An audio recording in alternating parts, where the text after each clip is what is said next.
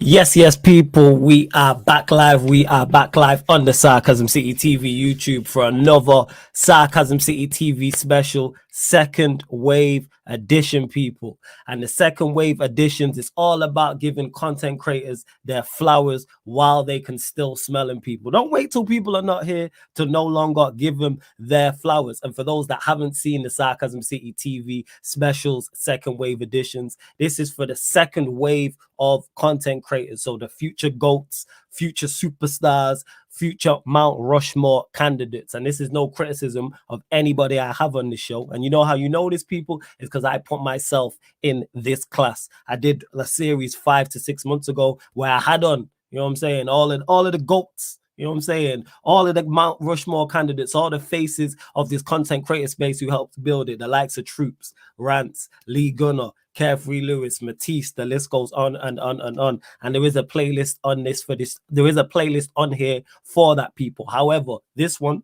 the Sarcasm City special, TV special, sorry, second wave edition, is still the same format. It's one-on-one sit down with a content creator, and it's different. We get their whole backstory. We jump in the time machine and go from the very beginning all the way up until present day. And this person here about to bring on just the main event.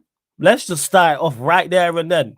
Main event content creator, not co-main event, not second main event, not in the middle of the card, not opening up the doors, just straight main event, straight box office, must see TV, or I should say, must see live streams. And this is why you see him working with the likes of Troops. This is why you see him, even on socials like that. And I see his name popping up, goes viral every day that ends in Y. As a content creator, superbly entertaining, nothing but personality, so passionate about his football club, and also knowledgeable as well. And he's not scared to have the debate. It doesn't matter if he's cooking his own fans, doesn't matter if he's cooking rival fans, if he's cooking his own team, rivals teams, you know what I'm saying, his own manager. He does not care. And I've met him in person. He's fully like that in person in regards to anybody can get cooked. He's giving his opinion. There's no half-heartedness. Man is full, goes the full way with his critique or goes the full way with his positivity. And because he delivers it in such an engaging fashion, people don't give him enough credit for his actual football knowledge. And it's not just of the Premier League. Man can tell you about the Portuguese league. So same way man can switch from English to Portuguese language. You know what I'm saying? Man will cuss out an English team in Portuguese. Man will cuss out a Portuguese team in English, people. There's levels to this. You know what I'm saying? Man will just flick the switch of the language and you're like, yo, did I click a button? So man speaking a different language is crazy. Like I'm telling you that, people. And when it comes to the second class, like I said, main event, no doubt about it. And I'll go out to say this right now. Out of this second wave, and I include myself in this, I think he's the next big superstar. He's the next big super duper star out of this class. Once everyone graduates, we'll look at him and go, yeah. He was the biggest superstar to come from this class. Because like I said, must see live streaming without doubt. And someone I'm blessed enough to also call a brethren as well. So I get to work with him on a regular basis. Me and him definitely need to partner show. That's on us too. But like I said, you see him working with Lee Gunner tirelessly. See him working on his own channel tirelessly, and he be giving his platform to others as well. And like I said, man, just again, main event, must see live streaming for real. And let me just repeat that, next big super duper star, I think, to come from this class. And that's not easy to have that star quality. Many people have that it factor. When it comes to this content creator thing, man has that it factor. So I have to welcome none other to the show. Man like Northside is in the building. Yes, Northside. What are you telling me, fam? Yo, mama made it. I'm on Flawless Drink Champs. Come on, man. We're out here. Listen, thank you very much, man. That's a humbling intro. I can't even lie, man.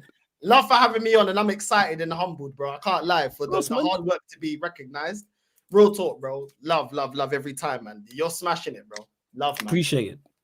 And it's only right, man. That's why I had to give the intro I did. Make sure you lot subscribe to Northside channel if you've not already. The link's in the title. Big up to everyone in the chat. I see you lot. Let's run up the likes, though. Already over 50 of you lot in the building. Run up the likes, share across all the socials, and subscribe to the channel Sarcasm City TV, as well as Northside's channel as well. You know what I'm saying? And Northside, I say, what your rise to where you are now been incredible, the journey, and it's going to continue as well. But yo, what we need you to do, jump in the time machine and go back to the very beginning. So before Northside LDM was a thing, before working with Lee Gunner, before going viral, etc., etc. What was your introduction into this? Well, bro, how far back do you want me to go? I mean, right to the very, very, very beginning, Northside. The very, very beginning. I grew up. Obviously, I call myself the son of a foreigner, the son of an immigrant. Like my family, my mom escaped war in Angola when she was 4 years old. When they trying to get their independence. So my mom escaped, being Portuguese blood as well. She could go to Portugal. My family had a hard time. But I was born here in England. I was born here in 92.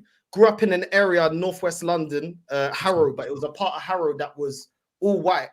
And I grew up like in the heart of an estate that was just fully racist.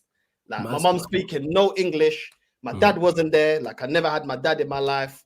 Like, and I saw the harsh reality of life very early on in my life. Like I was like 3 years old, seeing my mom getting beaten up every day.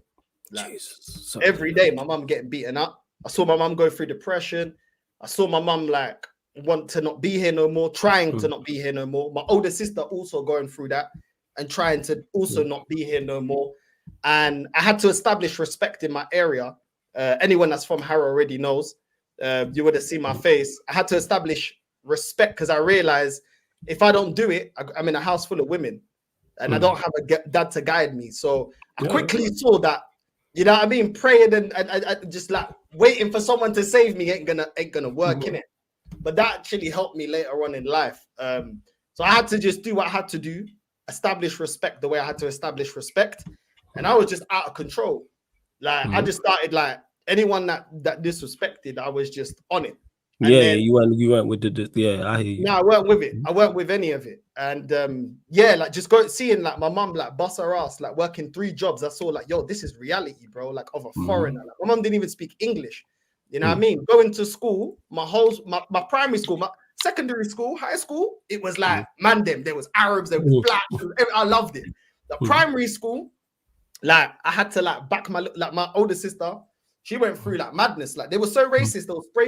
They were getting the links, spraying my sister's blazer and trying to set her alight. And she was like 6 years older than me. I had to just weigh man in. Do you know what I'm saying? You know, like when teachers ain't even trying to hear you. Like I was in detention at the time for like mad things, bro. My mum was working 3 jobs. She had never had the time to defend me. I think that's when I built the toughest skin. I was like in year 3. And like this is the thing, like with my content, people think, oh, you're so harsh. It's like life is harsh, bro. You know what I'm saying? Like my little sister lost all her hair. Like for a young girl to lose all her hair, and like her friend used to run like, yo, they're bullying so and so, and I'd be like, yo, who they bullying? Boo, boo, boo. Because like my mum didn't have the time to come defend us, and like being in like year 2, year 3, having like 2 adults shouting at you, and then the kids calling you like every racist word under the sun, like built me like tough skin. I started realizing, yo, life ain't easy, innit? Facts. And then like. The biggest thing to change my life before the content creating was one time I weighed someone in so bad. I was in South Harrow police station and I was looking around the walls. I was like, I can't blame my dad. I can't blame my situation. I can't blame what my mom's going through. This is on me, innit? And that is when I changed and I was like, yo, I can't deal with every situation with violence. You know what I'm saying? Always be aggressive and physical. I understand that.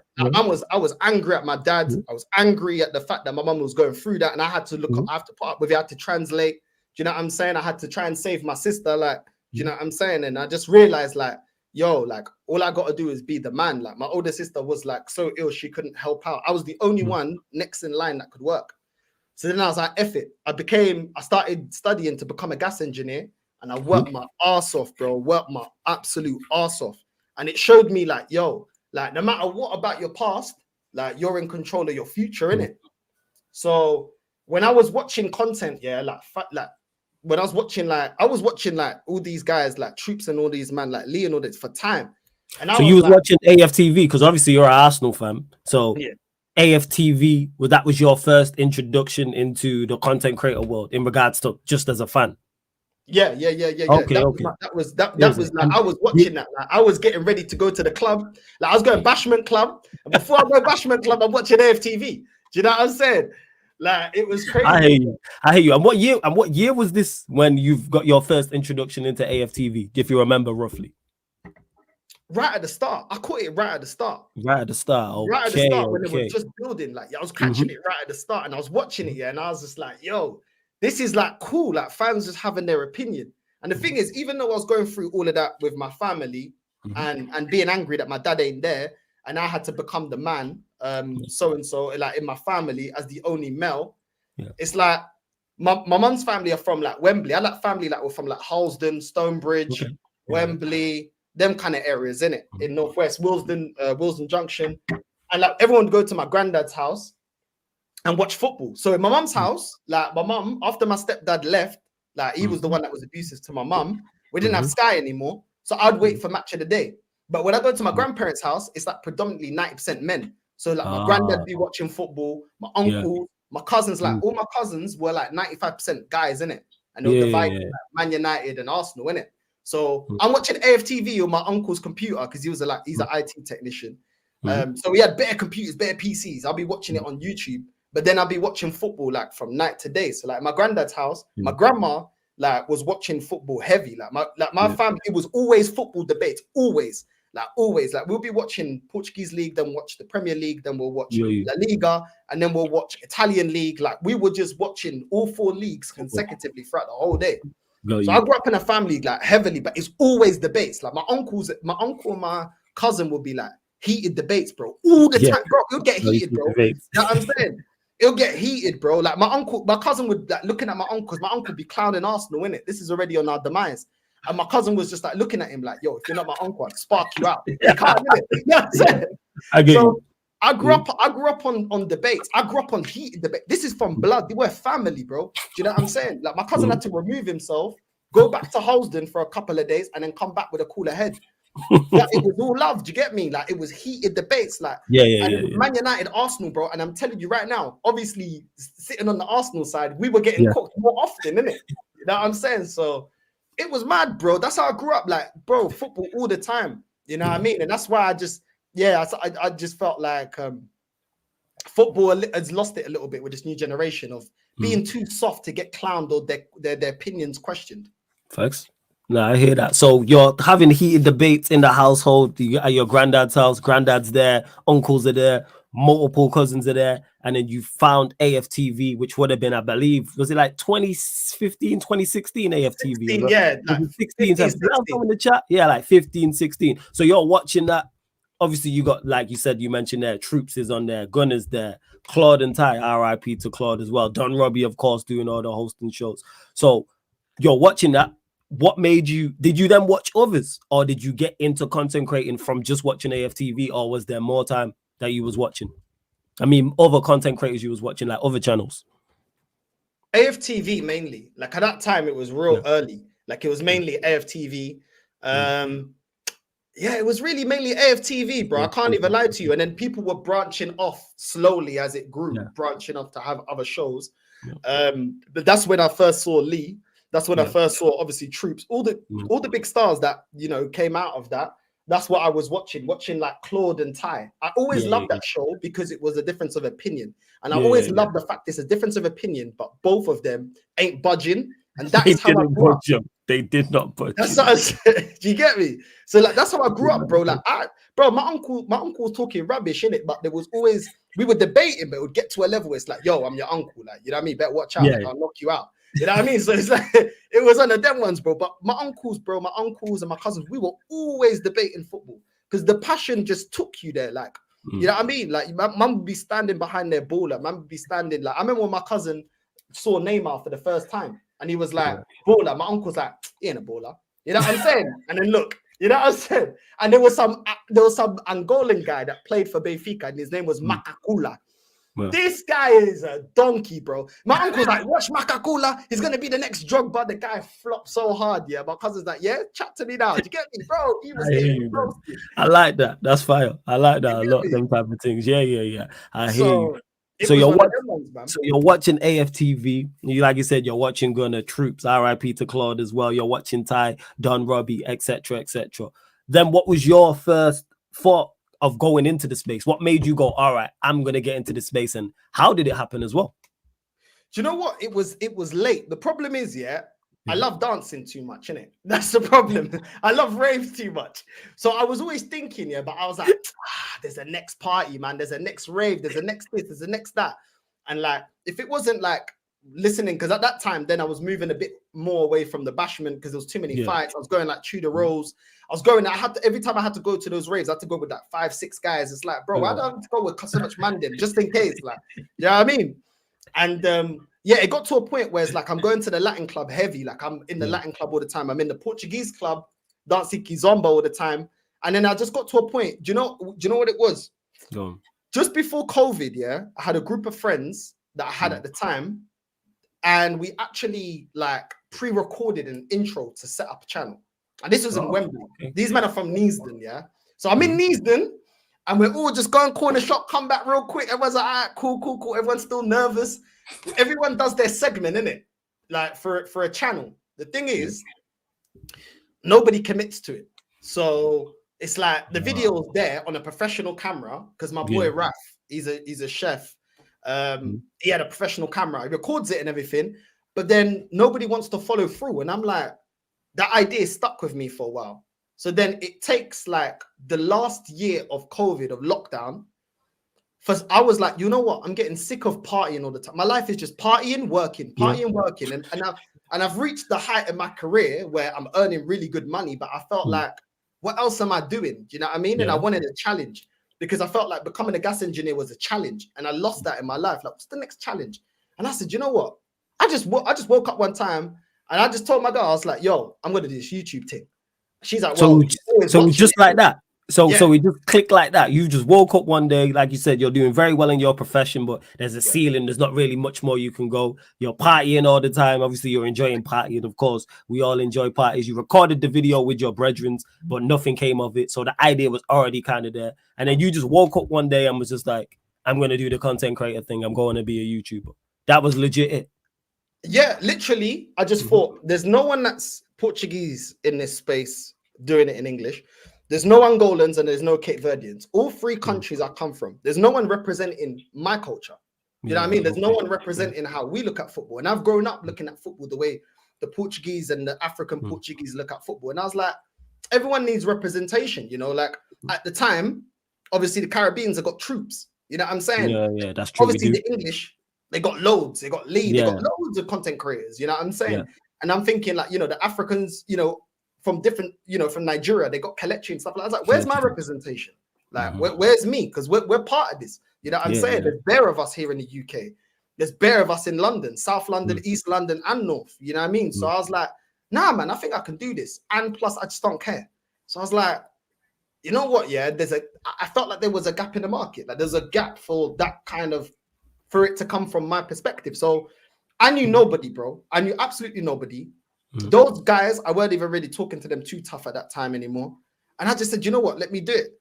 And that's when Northside LDN started, bro. So the penny just dropped and you was like, woke up one day, I want to do this content creator thing. Let me be a YouTuber. Northside LDN is the name. Was there any other thought process or any other planning? What other plans went into it as well? No planning. I didn't know what I was doing. No planning. I didn't know what I was doing. Like real talk. Yeah, my mom's coming into my bedroom at that time. I weren't living by myself. Yeah. My mom's she's like, "What are you doing?" And I'm like, "I'm just doing this." She's just like, "Ah, cool," because she knew like whatever I wanted to do, I stuck to it. I never gave up. Like when I became a gas engineer, it was in 2008 when I started, which was recession. There was no jobs, so the apprentices are the first ones to get gone. And I was looking for an apprenticeship at that time. You know what I mean? And that was one of the hardest times of my life because all my friends, I had friends that were, you know, selling the spice and getting money and this and that. And I'm dead broke on job seekers. You know what I mean? It's very difficult to be like, nah, I ain't going to do that. When I'm like, yo, my mom needs to eat. My sisters need to eat. But I was like, nah, like, you know, like this ain't, you know what I mean? And I was like, I stuck to that. And that was one of the hardest things I did in my life. So I said, how hard could YouTube be? Yeah, I realized how hard it is. Everyone's story pretty much starts the same. I got on it and I had no idea what I was doing. That's everybody's story starts the same. For true. A lot of people, most people's, I should say. So then you started Northside LDM. You said there wasn't really much planning going involved. So what was the first video plan? Like, I know you would have at least had that. Like, what was you, and what year was this as well? This was 3 years ago. Like I had to look back on my channel, yeah, to remember, because it's like so much has happened, and just so much has happened. And I remember my first thumbnail, I was like this, and I had locks, and I was just like this. And yeah, obviously we lost. You know what I'm saying? And I was fuming, bro. And this is why I can clip up anyone. Yeah, they can't clip me because I've always been consistent, even when I was small. Like I never wavered from my standards. My standards have always been the same. That's why I've never feared. Like I've always like known that whatever platform, no matter on my channel, I've always kept to the same standards. You know what I mean? And the standards that I grew up on, that my uncles instilled, that my granddad instilled. You know, and I just felt like I was doing it on behalf of my granddad, because I got my granddad on my neck, and he never got to see Arsenal be great again. Do you know what I'm saying? And that's something that bothers me when we lose, when we don't win titles. I'm like, yo, like, you know, like not everybody's got unlimited time, and my uncle, my granddad didn't have, you know, didn't get to see Arsenal win the league again before, you know, he lost his life, and that is why I'm always like on this club, because I'm like, yo, I want to celebrate it with him. Do you know what I'm saying? Like he's buried in Wembley. Like I want to go. I've said this on my channel. Like when we win the league, I want to go there to his stone and say, yo, we did it. Do you know what I mean? Because he'd always be upset whenever we didn't get over the line. Do you know what I'm saying? And that was my connection with my granddad. My time with my granddad was watching Arsenal, innit? And Benfica. You know what I'm saying? And that was something that's like, you know, it's something that's dear. And I just want to go back to those memories. So I just started uploading, bro. Like I bought this laptop. This laptop I bought at the time, it was I had a friend, an Asian friend, and I was like, yo, I thought I was gonna do video editing, innit? Yeah. But I was like, bro, you know when you get the thing, yeah, you download it, yeah, you're like, I'm like, what is this, bro? Like, what is this? What is this? Facts. You get me? And then I was just like, but I needed a laptop, because I was like, yo, what if I go on holiday and stuff like that? Which was the right decision. So I got the laptop. It was a gaming laptop, Lenovo Legion, powerful enough to run that. And yeah, I was just putting like videos, but my videos are like 5 minutes. So it's just pre-recorded videos of you recapping games, I'm guessing, recapping Arsenal games, and you're just putting out videos. Okay, carry on as you were. Yeah, so I'm just doing that now, not knowing what I'm doing, putting like 5-minute videos, 6-minute videos, just ranting. Like I was even doing videos like when I was at work, like on my lunch break. I'd like hide myself in like there was a massive cupboard. I hide myself in the cupboard and I'll go live. You know what I'm saying? Are you going live from work like that? Yeah, bro. Like work was so close to home. I'd come back home and I'd like get my laptop on my lunch break. I'll go live. I mean, not go live. Sorry, I'll start recording to drop the video. So yeah. Anyway, all of a sudden I'm on like 50 subscribers. Yeah, Daps from Never a Foul finds me, innit? And he's like, yo. Like, I think you'd be really good for the channel, and I was like, all right, cool. So he gets me on. What was that like? So, like, because obviously you said it there, 50 subscribers. You're not doing big numbers yet.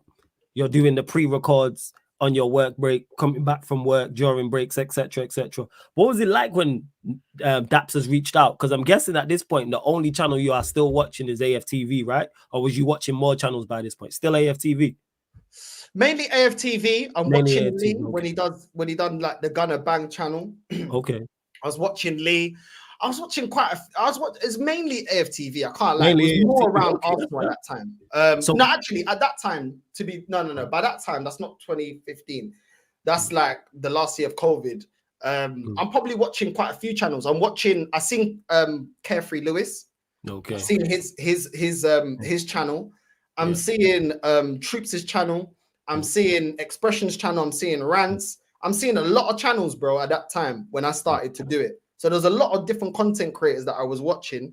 But it was mainly, obviously, AFTV and Lee. Okay, so mainly AFTV and Gunny was watching. So then Daps reaches out to you, because bear in mind, you're not even at 100 subscribers at this point. Daps reaches out, thinks you, and says, I think you'll be good. Want to get you on the channel. What was that like when Daps has reached out to you from Never a Foul? I was excited, but I was like, bro, like really? Like, bro, I'm averaging like 15 views a video. You know what I'm saying? But them times I'm just happy someone's watching me. I can't even lie. Do you I get hear me? that. So I hear that. I'm just like, yo, that's crazy. At the time, Never a Foul had, I think they had something like 800 followers at that time. Okay. Yeah. 800 followers. So at that time in Never a Foul, there was no Judge Mo, there was no Monster, the people that we see now. It was the original. They had like the top 6 teams, and they had different, like they had each club, they would have 5 or 6 or 7 fans to talk about that club, that support that club. And I was obviously part of the Arsenal one. But I was the only Arteta out, and there was 5 other Arteta ins. You know what I'm saying? And I was debating them every week, bro. I was loving So I was going to say, this might be a silly question, but going on there, this is the first time, because was it live, that show, or was it pre-recorded with Never a Foul? Was it live? Live. It was live. Had that been your first time being live on YouTube, or you've been live on your own channel yet? No. I weren't live at that time. So you weren't live at that time. So that's your first live. It's a new channel. Silly question, but was you nervous at any point? Was you thinking, oh, like, how's this gonna go? Was you like, I'm just gonna go in there and be an offside? I was, yeah. But the thing, I'll be real with you, Flawless, yeah. Yeah. There's so many situations in my life that I just have to snap out of being nervous, because I just had to face what it was. Do you know what I'm saying? I couldn't allow sometimes people to see that I'm nervous, or that I'm like double second guessing myself. So I was nervous. And then as soon as the camera goes on, as soon as I start speaking, and I just keep going. I swear that I don't care no more. So you're on the panel, 5 other Arsenal fans. They're all Arteta in. You're Arteta out. What was that like, debating and being on the live as well? I don't know if you had the comment section open at that point. Don't know if you were reading the comments after. What was that whole experience on that first live stream like, and the first channel you've been on as well outside of your own?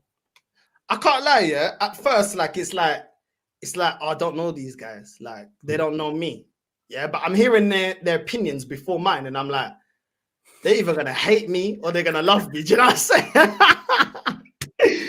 Bro, I didn't hold back, bro. I just started gunning, innit? I started gunning.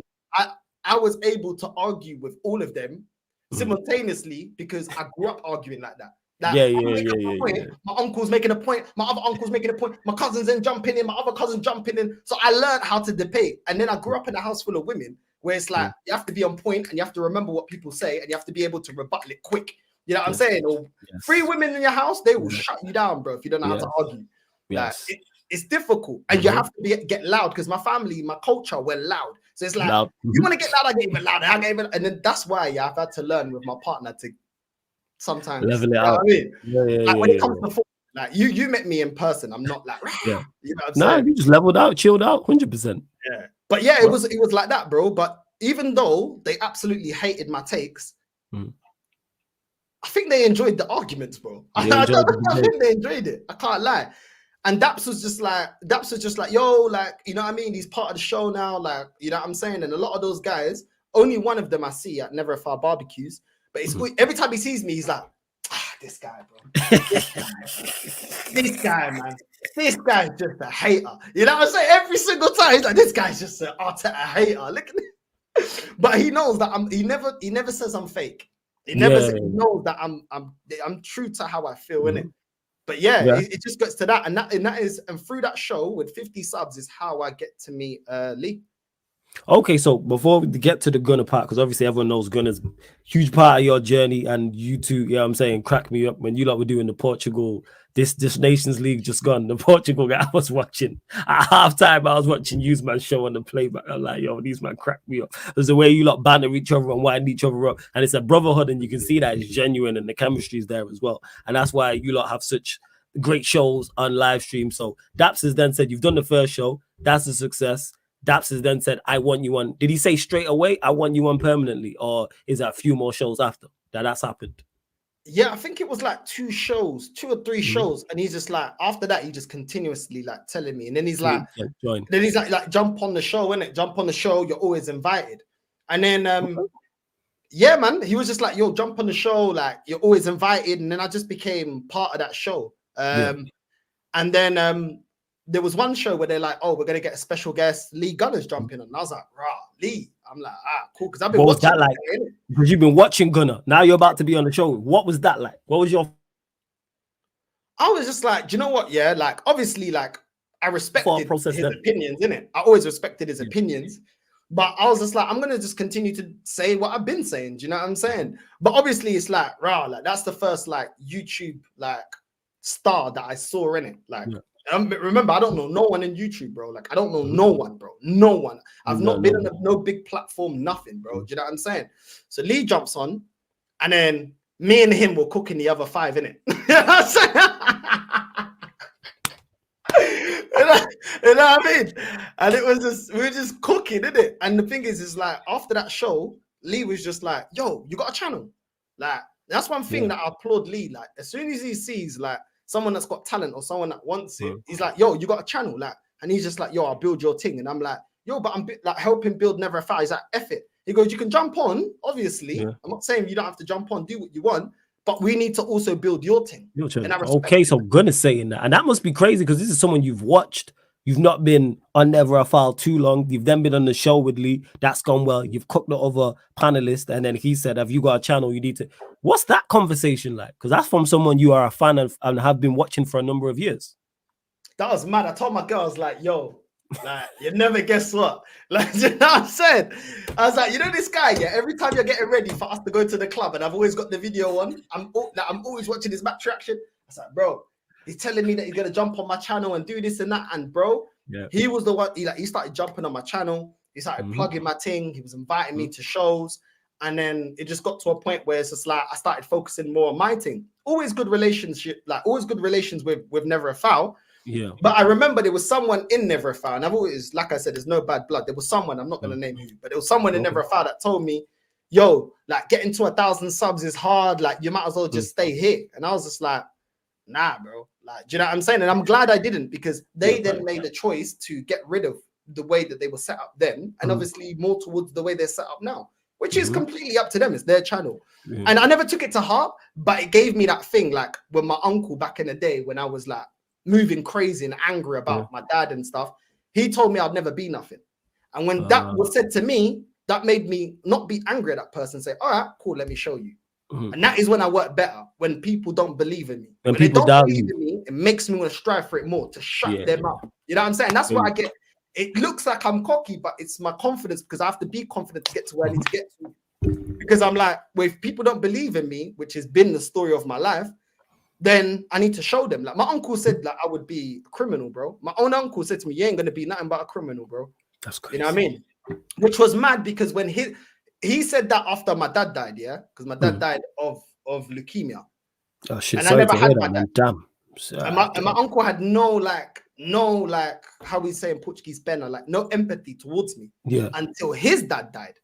Then the story was different. But at that time, I already was a gas engineer already. Do you know what I'm saying? And it's like my own uncle didn't believe in me, like didn't understand that I was hurt them times there, and I had a lot to deal with. Do you get me? So it's one of them ones where it's like, when someone told me that on YouTube, I didn't take it personal. I was just like, cool, I'm gonna show you.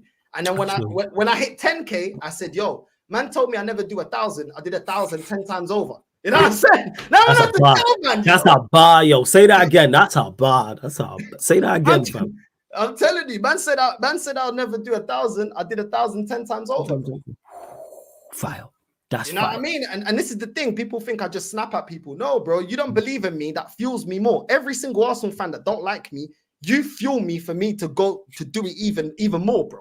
So when I cook one of you, I cook them with even more vim, bro. You know what I'm saying? I proper put my foot on your neck, bro. Do you know what I'm saying? Because I'm very inspired by 50 Cent. You know what I'm saying? Yeah, you know the way he came at Ja Rule, destroyed them. You destroyed them. And when I clash someone, which I'll get onto a lot later, I want to E for them, bro. I want to E for them. Nah, real talk, bro. I get you. I'll be real. Do you know what I'm saying? And keep going till you don't exist no more. I hear you. Keep going till you don't doesn't like it. Flawless, are the same people that love to see Drake going up against Kendrick. The same people that love Ja Rule going up against 50, or watching G Unit going up against Murder Ring, or love seeing Chip sending shots at Stormzy. You know what I'm saying? So at the end of the day, people love people clashing. I know this ain't rap, but at the end of the day, football like it like that. It's like, I'm mudding your opinion, bro. I'm not. My uncle never respected my footballing takes, bro. You know what I'm saying? So on this YouTube thing, people are like, oh, can't you respect people's opinion? I'm like, bro, man, don't respect my opinion. Why should I respect your opinion? I want to finish your opinion, bro. Do you know what I'm saying? When you're on that thumbnail, unless you're man them like Saeed, like Rance, you know the energy's different. Yeah. Of course. Yeah. The rest of you, man, I don't respect. I want to finish your opinion, bro. I want my foot on your neck, bro. Do you know what I'm saying? I want to see you lot at Fire Festival, bro. In Ja Rule and Fire Festival, bro. I want to see your career done out here. You know what I'm saying? Nah, I real fully talk. get that. Nah, I get you, man. I fully get what you're saying. So you're working with Lee Gunner now, and is this on a regular basis? You're on his channel, he's on your channel. Do you see a significant increase in your numbers and in your viewership? Yeah. Okay. All of a sudden, Okay. I got 100 followers and 200 followers, then this and that. The thing is, the mad thing is, obviously, like, the mad thing is, I got comfortable at Never a Foul. Like, they already had the thumbnail set up and all that. I got lazy. Yes. I just turn up, they go live. When I'm doing my own thing, I'm realizing, oh, right, Lee's telling me, yo, do lives. And I'm like, all right, cool, this is different. How do I do this? How do I set this up? How do I do thumbnails? Yeah. Next thing you know, I start to do lives, and the first person to jump on my live is when I start doing lives, it was Big Steve. Okay. So that's the first person. Do you remember around about what year this was when you started doing lives? This is 3 years ago. 3 years ago, so 2021. Okay. And Big Steve, how did that come about? Getting Big Steve on the channel. Do you know what? That time, I was naive. I was like DMing all the big YouTubers, going like, yo, could you jump on the thing? Could you jump on the thing? And I'm like, why is he not replying? Why is this guy not replying? I never took it personal, but I got blanked by like 99.9% of them, bro. I swear. Obviously, I don't know no one, so I don't know how this works. Do you get me? Yeah. You know what I'm saying? So I don't know how this works. So I'm reaching out, and obviously away from Lee, outside of Lee, it was Big Steve and Tapping Toes, the first people to jump on the live with me. Oh, geez. Okay. So big up to both of them too, man. Yeah, big up to Big Steve, big up to Tapping Toes as well. So you've seen, and then once they've come on, have you seen a significant increase in regards to your live? Because you're now doing lives. So did it meet your expectation? Was it below your expectation, or did it exceed it in regards to the number you was looking from live streams? Flawless. When I got that 500, 500 views. Remember, I was getting like 20, 50 was a good week. 50 views was it, bro. I'm like, yo, I've made it. I've made it.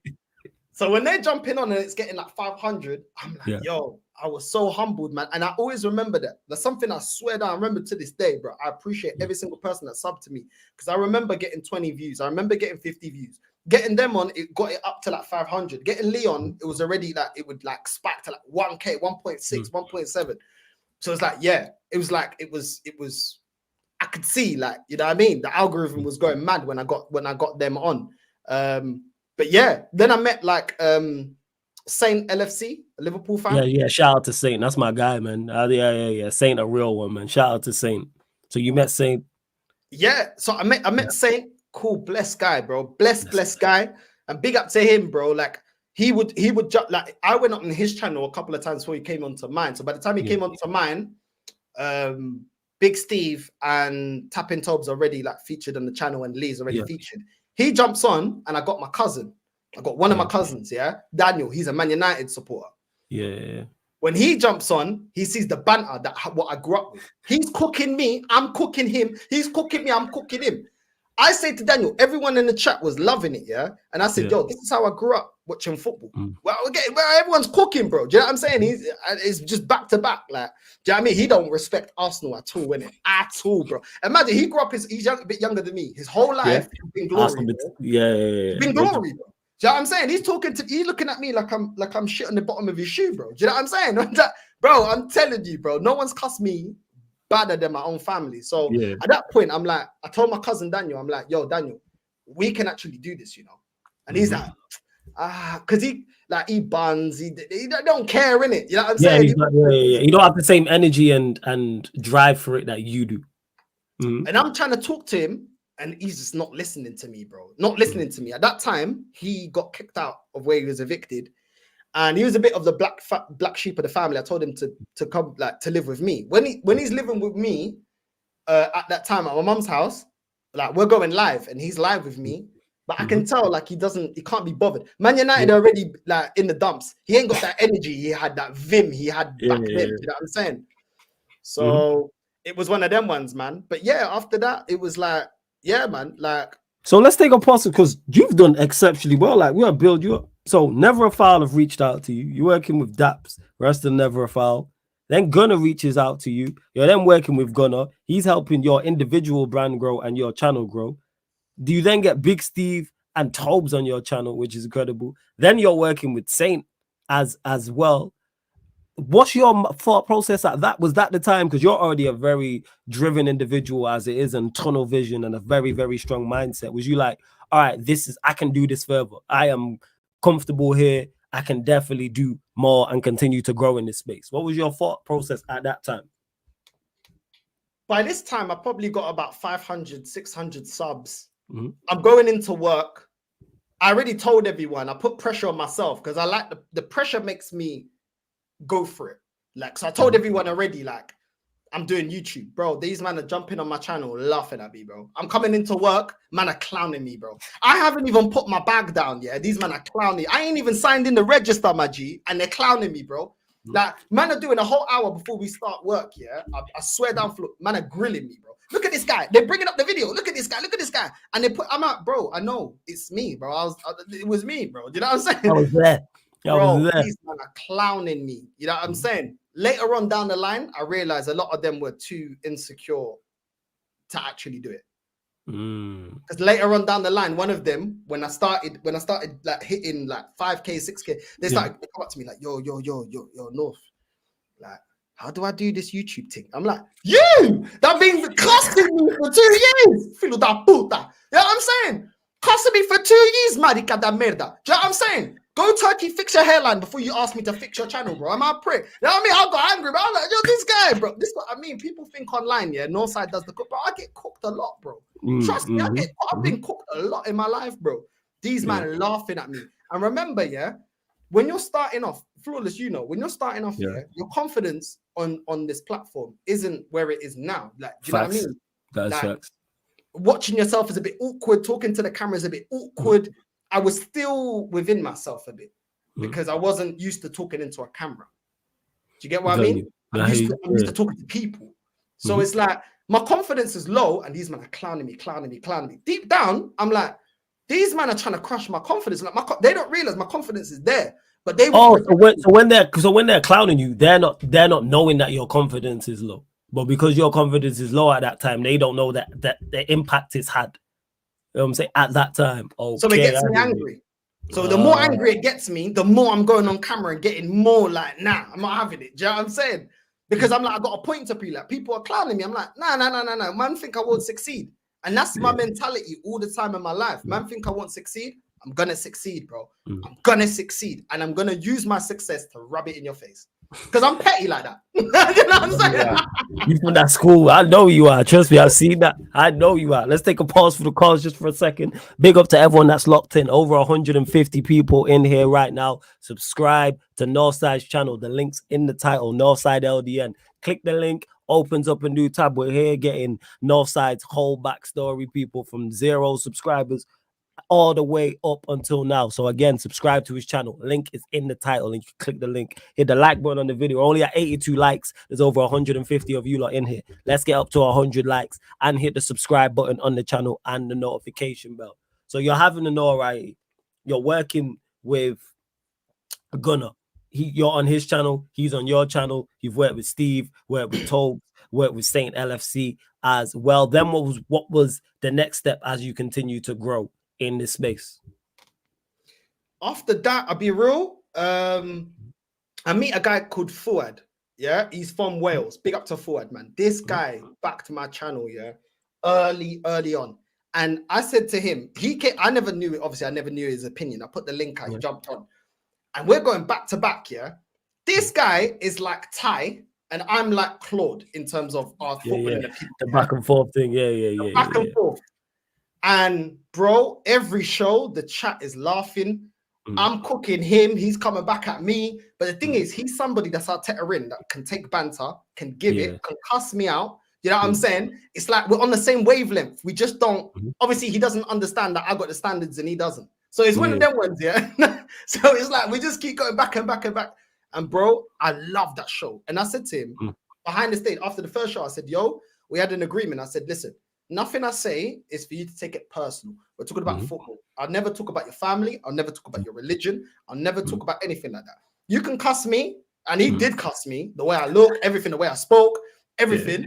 And I'll cuss him, but we understood there's a limit in it. And he said, "Yeah, bless." Yeah. And we, even to this day, the chat already knows he's hilarious. They love him, even though he's a completely different opinion. So it's because he's on the same wavelength, even though he's Arteta in. And bro, he'd be sometimes he would, bro, I swear, and the arguments. And the only thing is, I thought that would be my main show. Like I thought that was going to be the main show for my channel to make it go. But you know, on this YouTube thing, not everything works out the way you want it to. And he has family. He's got, you know, certain things I'm not going to put out there that he's got responsibility for. Yeah, he's busy. Life things. Yeah, understandable. So I just said to him, bro, listen, bro, jump on whenever you can and I'll figure something out. At the time, I'm lost. I'm like, yo, how can I get, because you're always thinking about how can I get the views? How can I be different? How can I make, like, at this point, I'm now 600, 700 subscribers. I'm looking at my channel like, what's going to differentiate me from others? You know what I'm saying?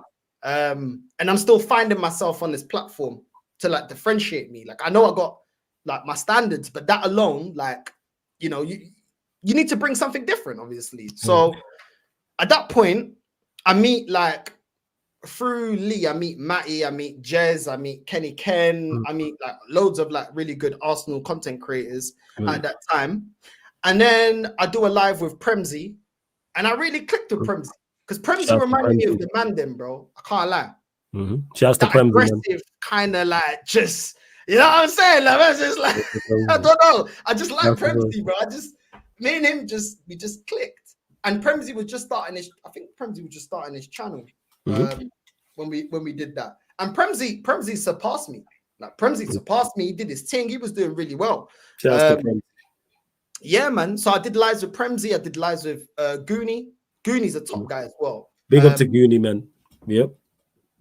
With Goonie, I did lives with Jonas as well. Big up to Jonas. Both of these guys, like Goonie, bro, he went like that, bro. Like that guy got to 20K quick. Do you know Goonie is on smoke. Yep. All these guys, like they showed me, like, yo, I need to work harder. I need to work harder. And then I didn't realize until I looked back. I did a video with Matisse and Big Steve back then. Oh, really? Yeah. How did that come about? Doing the video? Because obviously you had the connection already to Big Steve because he'd been on your channel. So, and yeah, to Sunshine. This is 2022 these times, right? This is 2022. Yeah, 2022. Yeah. Yeah. So how did the link up with Matisse come about? Is that because of the previous link up with Big Steve? Through Big Steve, yeah. Oh, okay. I don't remember exactly how, but it was definitely through Big Steve. And both of them were chilled, bro. I was so grateful to Big Steve, man. Big Steve, so humble. Matisse, so humble. Like all these, man. Jonas, humble. Goonie, humble. Obviously, Lee goes without, you know what I mean? A saying, humble. And Lee's guiding me through all of this. But it's like, at this stage, I'm still like, nah, Lee will jump on. But the thing is, Lee's like busy, innit? Yeah, Lee. And I realized I got entitled.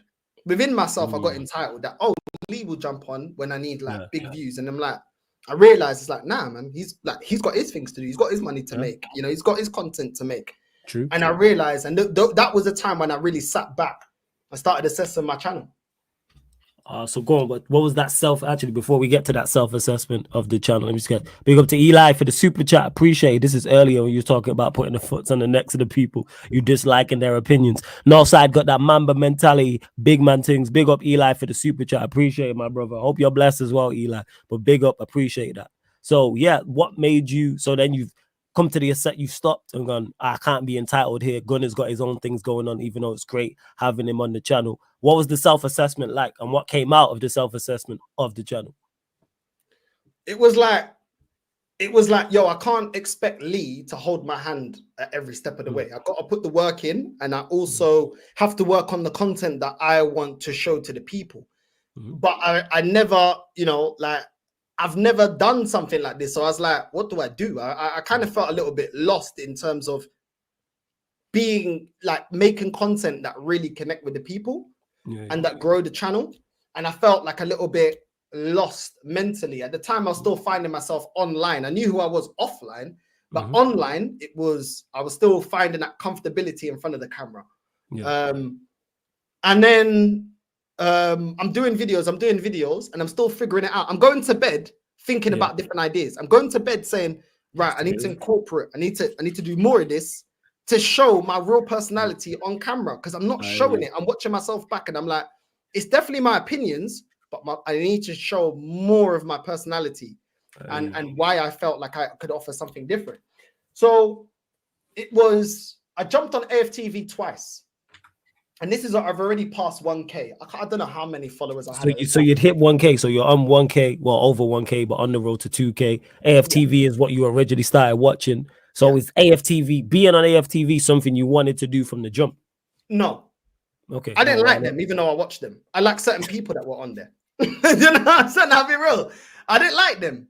But I knew that I'll be real. I knew that I could use the situation to garner more traction to my channel. So they didn't know who I was. Obviously, I've not come up in with the backing of no big channel. Arsenal played Watford. We won that game, but before it was the fan cams. I see Dan Potts. This guy don't know who I am. Obviously, I'm really. Seen Potts. Okay. I see Potts. So I got up to Potts, by myself. I was there by myself. None of my guys, bro, they were busy. I was by myself. I went up to Potts and I spotted him. Yo, Potts, you good? Yeah. And he's like, yeah, bro. He gave me the time of day. Nice, one of the nicest guys, bro. No big-headed attitude. No, who is this guy? Nothing. Yeah, and that's why to this day I like Potts, because like he's a real guy, bro. He don't care who you are. Like he'll give you time. Potts is the real one. Yeah, and was this at the ground? So you went to this was obviously at the ground as well, the Arsenal Watford game. So you just roll up to Potts, say bless the Potts. And what made you go up to Potts? What was like, all right, cool, let me go say what's up to Potts and see what's going on. Do you know what? I never went to the game because for years I was already like, I'm fed up of this club and I ain't putting no money behind this club and nothing that they do. So I knew the game was on, but Watford ain't that far from Harrow. So I took the back roads and it's like 10 minutes. So I didn't watch the game, but I knew FTV would be there. You'd be there. So you get me? Yeah. So I said, well, going to Potts. And then I did my fan cam, and it's called, they titled it Raise the Standards. I had locks going backwards. And I remember Cecil, like, obviously don't know me, don't know my opinion. Yeah. He was like, yo, like, he goes, yo, what's your opinion, whatever? And I said, yo, today's performance was crap. Certain players weren't good enough. If we continue like this, we're not going to win the league. You know what I'm saying? And he was like, no, but you can't be. And there was people around going, oh, look at this guy. And then I just kept saying, I can't remember, obviously, what I said about the game. And I was just assessing the game. And guess what? That year we didn't win the league, innit? So who was right? Do you get me? Who was right? But everyone around AFTV were all like fanboys. Like, I can't believe him. I can't believe. Oh, look at him. It's negative. We just won the game. I was just like, bro, it was a dead performance, bro. This ain't sustainable. Yeah, and then I remember he said something, and then I started referring to other games, and I said, "Yo, we've been doing this for how many years?" And he goes, "Really?" I said, "Yeah, really." I said, "This is something." Really, yeah. Bro, I'm telling you, bro, this supersonic looking down at me because he's tall, innit? Yeah, he's tall, innit? And I'm looking up at him. I said, "Yeah, you feel that puta. This ain't good enough." Yeah, and the more the other guys were talking, the more I got angry, innit? The other guys, I can't believe it. I can't believe what he's saying. Cala boca, filo da puta. I'm talking, innit? It's my fan cap. I remember I took the mic off him, I said, no, this is my time. You know what I'm saying? Nah, bro.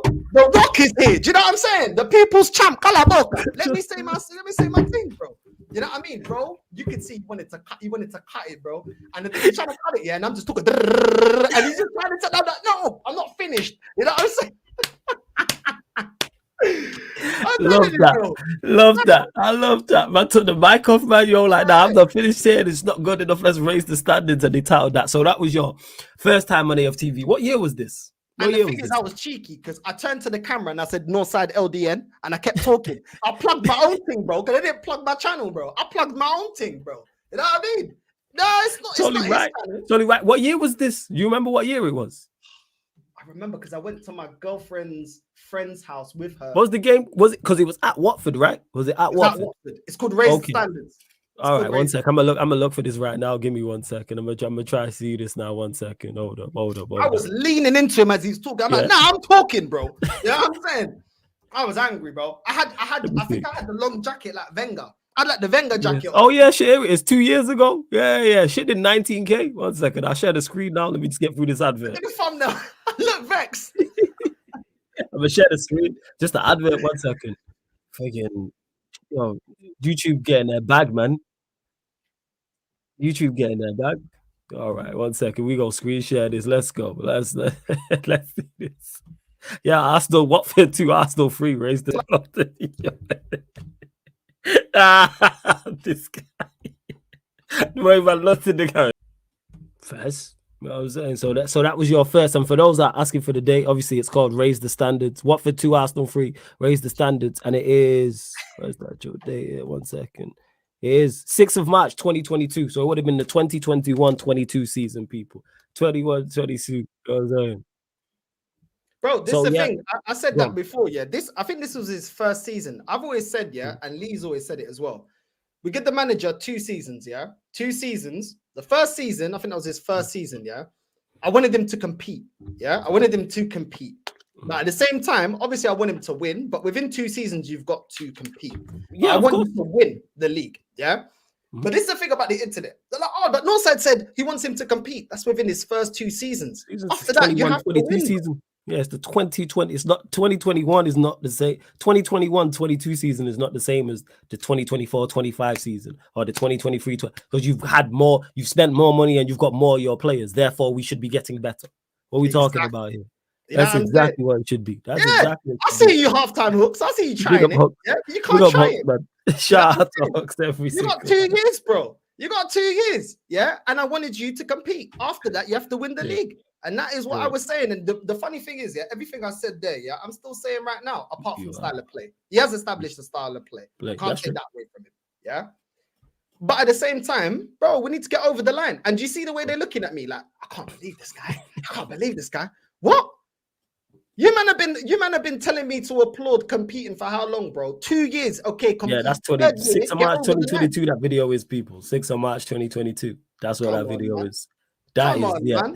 You know what I'm saying? So that's your first time on AFTV. What was the second time on AFTV? Because you said you've been on there twice, if you do remember. I was nervous at that time. Obviously, Cecil already saw me on that, yeah, and already knew I was about, you know what I mean, titled the video, Raise the Standards. I weren't with this applauding just getting top 4. I wanted to win, and there was things I weren't happy with. The second one, I got vexed, bro. I can't even lie. Because that was outside the Emirates here. I didn't go to the game. I just came to plug my thing again. Yeah. Of course, man. You got a graph. You got to do 100%. You working hard. Foot patrol, man. Get there. 100%. That's the thing. So I woke up. I'm one of the first ones. Yeah, I'm one of the first ones waiting. This guy got me waiting for 2 hours, bro, pushing people in front of me. And that's when I thought, do you know what? Yeah, there's a lot of people on this YouTube thing. Yeah, they're actually snakes, bro. Like, whether you like my opinion or not, I was there first. Why are you pushing people in front of me? Like, that's wrong. The first one, I was like, cool. The second one, I was like, okay. But then he kept pushing everyone. Then Cecil tried to do the little snake thing, which is like, you know when they do the fan roundup thing? Yeah. You tried to do the fan roundup thing, yeah? And I said to him, am I feel that puta? You mad, bro? Are you mad? I've been waiting here for 2 hours. And I said, nah, I want my interview. He's like, nah. No, I want my interview, filo da puta, and I'm gonna get my interview right now, bro. Do you know what I'm saying? And I was angry, but I was like, I'm not having it, bro. You know what I'm saying? I'm like, nah, I'm not having it, bro. You are going to get me to do my proper interview because you pushed bare man in front of me and now you're trying to rush me. So I was like, nah, I'm doing my interview, yeah? He was like, I didn't care, innit? I said, I don't care. I'm doing my interview right now. The cameraman was like, okay, go, yeah? So then I went, and I'll say the same thing, the whole time I'm talking it, this guy's like rolling his eyes. Yeah. I was saying the same thing I've been saying right now. Yeah, I don't care, bro. Kept saying the same thing. And then after that, I was like, yeah, cool. I ain't going to use them to plug my thing anymore. And then, that was my second and last appearance on okay, and that's 2022. So during that period, You're still working on your own channel. You said the self-assessment as well. So what else came out of that as well? Does you know the self-assessment? Because we went off on a tangent there, which is what these shows are about. What else came out of that self-assessment you made where you was like, all right, I got to double down now and continue to help my team grow and I'm over 1K, road to 2K, etc. Do you know what? I started looking at the content. I started realizing that all the hate I was getting, I guess I expected it, but I wasn't ready for it at the same time. Okay. So then I was like, I saw bare people like, you know, like saying madness in the chat and stuff like that. And then I was like, cool. Because I used to get in the chat, like, Northside, you keep saying this and that about Arsenal. Where's the proof? Where's the proof? That's what sparked the idea. I'm going to start clipping man up. So that's what it was. So it was the hate that you fueled you, and you've mentioned this already about how hate's fueled you. So because you was receiving so much criticism, you was like, all right, I'm going to start clipping up fan cams. I'm going to start clipping up other content creators. So that's when the light bulb went off. Smart idea. So I said, okay, cool. Man, keep challenging my opinion, saying you're making this up. Fans never said that. You're waffling. Rah, rah, rah, rah. So then I said, okay, cool. I'm going to clip fans up. And I'm going to get the most stupid statement and make it the title of the show. so that's what I started doing.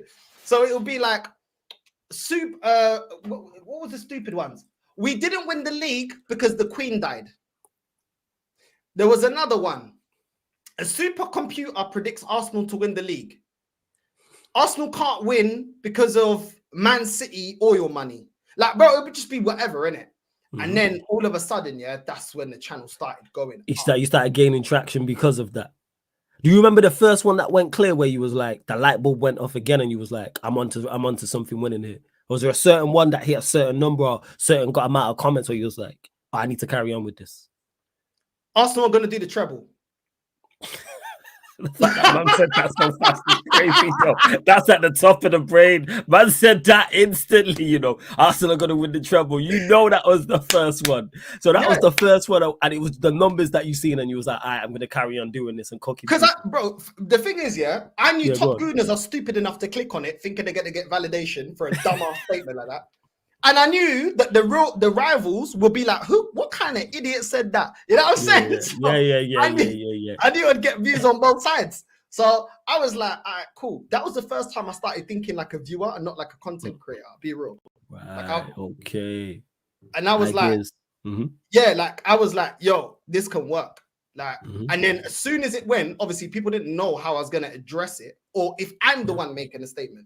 But I was putting whatever content creator that said that statement, I put them on the thumbnail, and then I go in it and I just cuss them, bro. I just cuss the whole, I cuss the whole opinion, them, whatever.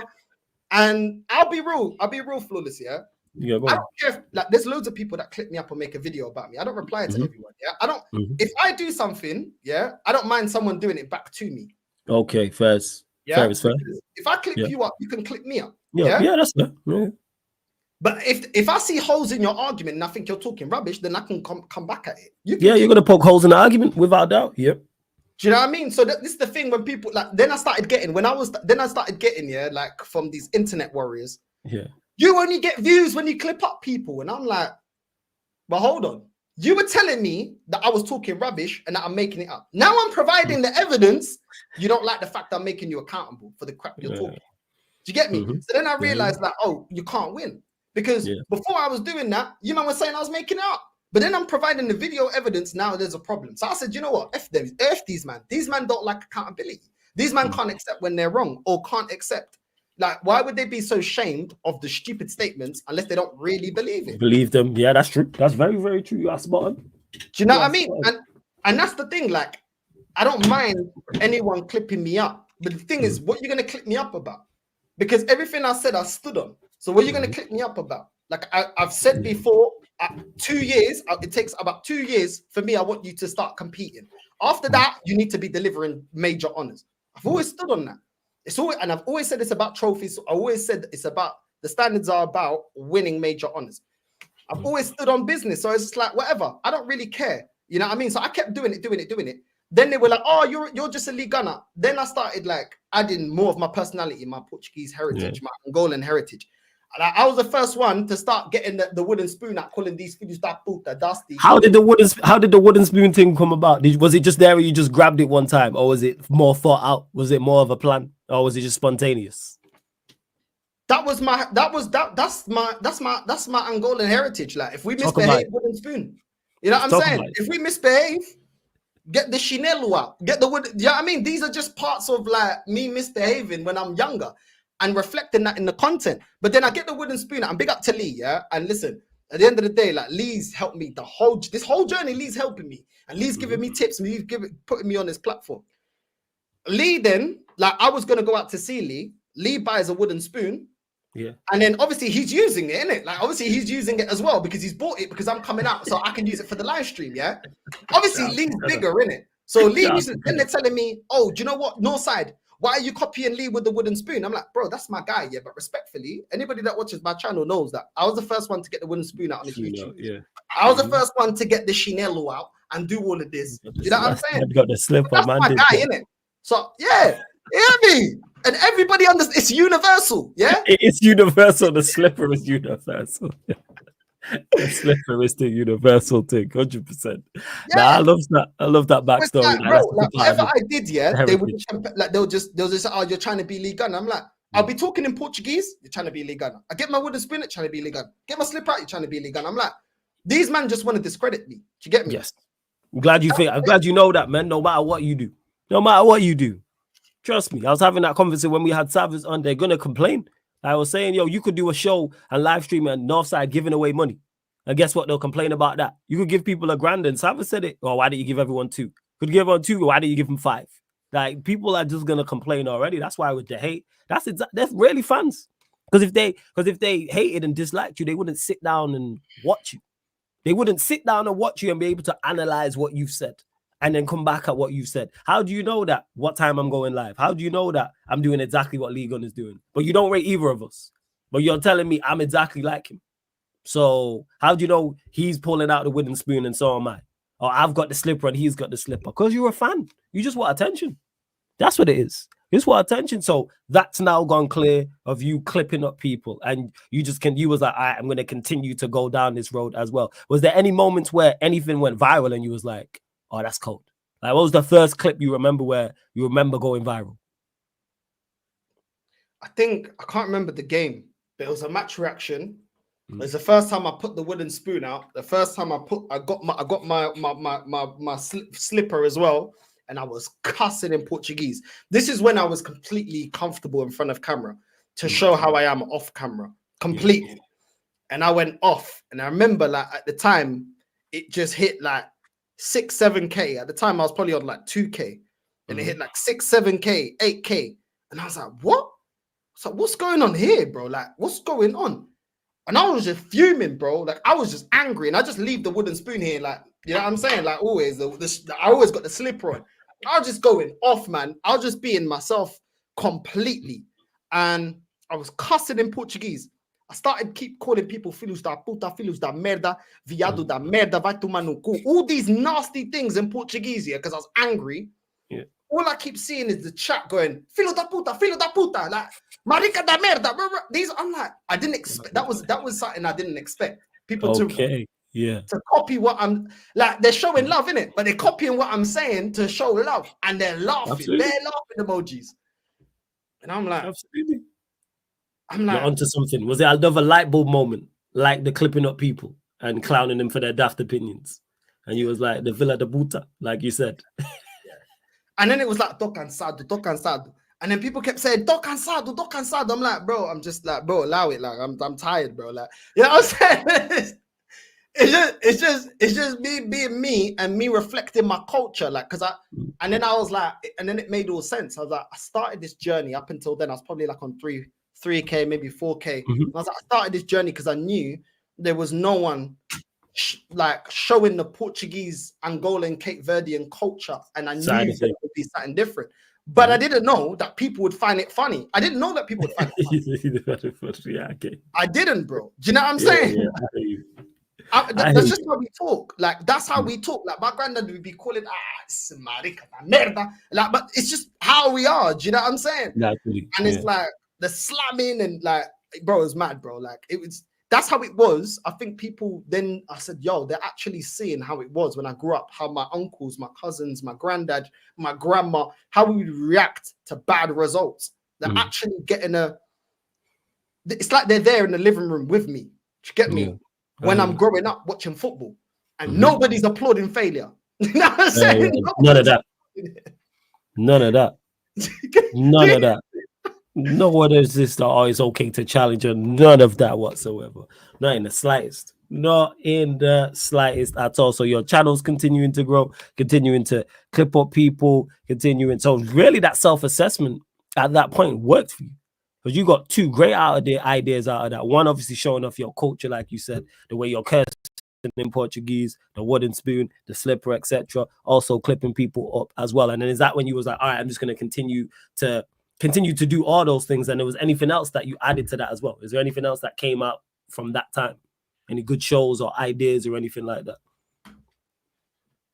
That's when my match reaction started to become my best performing content. Okay. Yeah. And it's like that's when it started, where it's like people were actually looking forward to my match reactions and were looking forward to seeing like what I got to say about the game. And yeah, I just kept doing that. And then I started incorporating. I was like, well, they like me showing my culture. Let me start doing Benfica watch-alongs because that's my family team. Right. So that's when you was like, okay, because your match, see, and that's very self-aware as well, the fact that my match reactions are doing well for Arsenal. The family also support Benfica. I do. Let me start doing my content with Benfica. And I bet if I'm guessing the result, he was like, no one else is covering Portuguese content like that, the league. Yeah. So you was like, let me go into that as well. So what was that like? That was my worst performing content. Okay. That was my worst because the Premier League has a problem that a lot of Premier League fans don't watch other leagues. But I knew that difference would be something that makes me, the difference would make me stand out, and it's going to be a strong point because who else is doing Benfica watch-alongs in English? You know what I'm saying? So it's like, okay, I was thinking at the time, will Arsenal fans connect with the fact that my family team, the first team I supported was Benfica when I was little? This is when I was like 2-3 years old. Like, we're all Benfica fans. I was like, but that's original to my story. That's the reality. Like, you know, I decided to become an Arsenal fan, but I was made to be a Benfica fan. Got you. So it's the family team, like you said.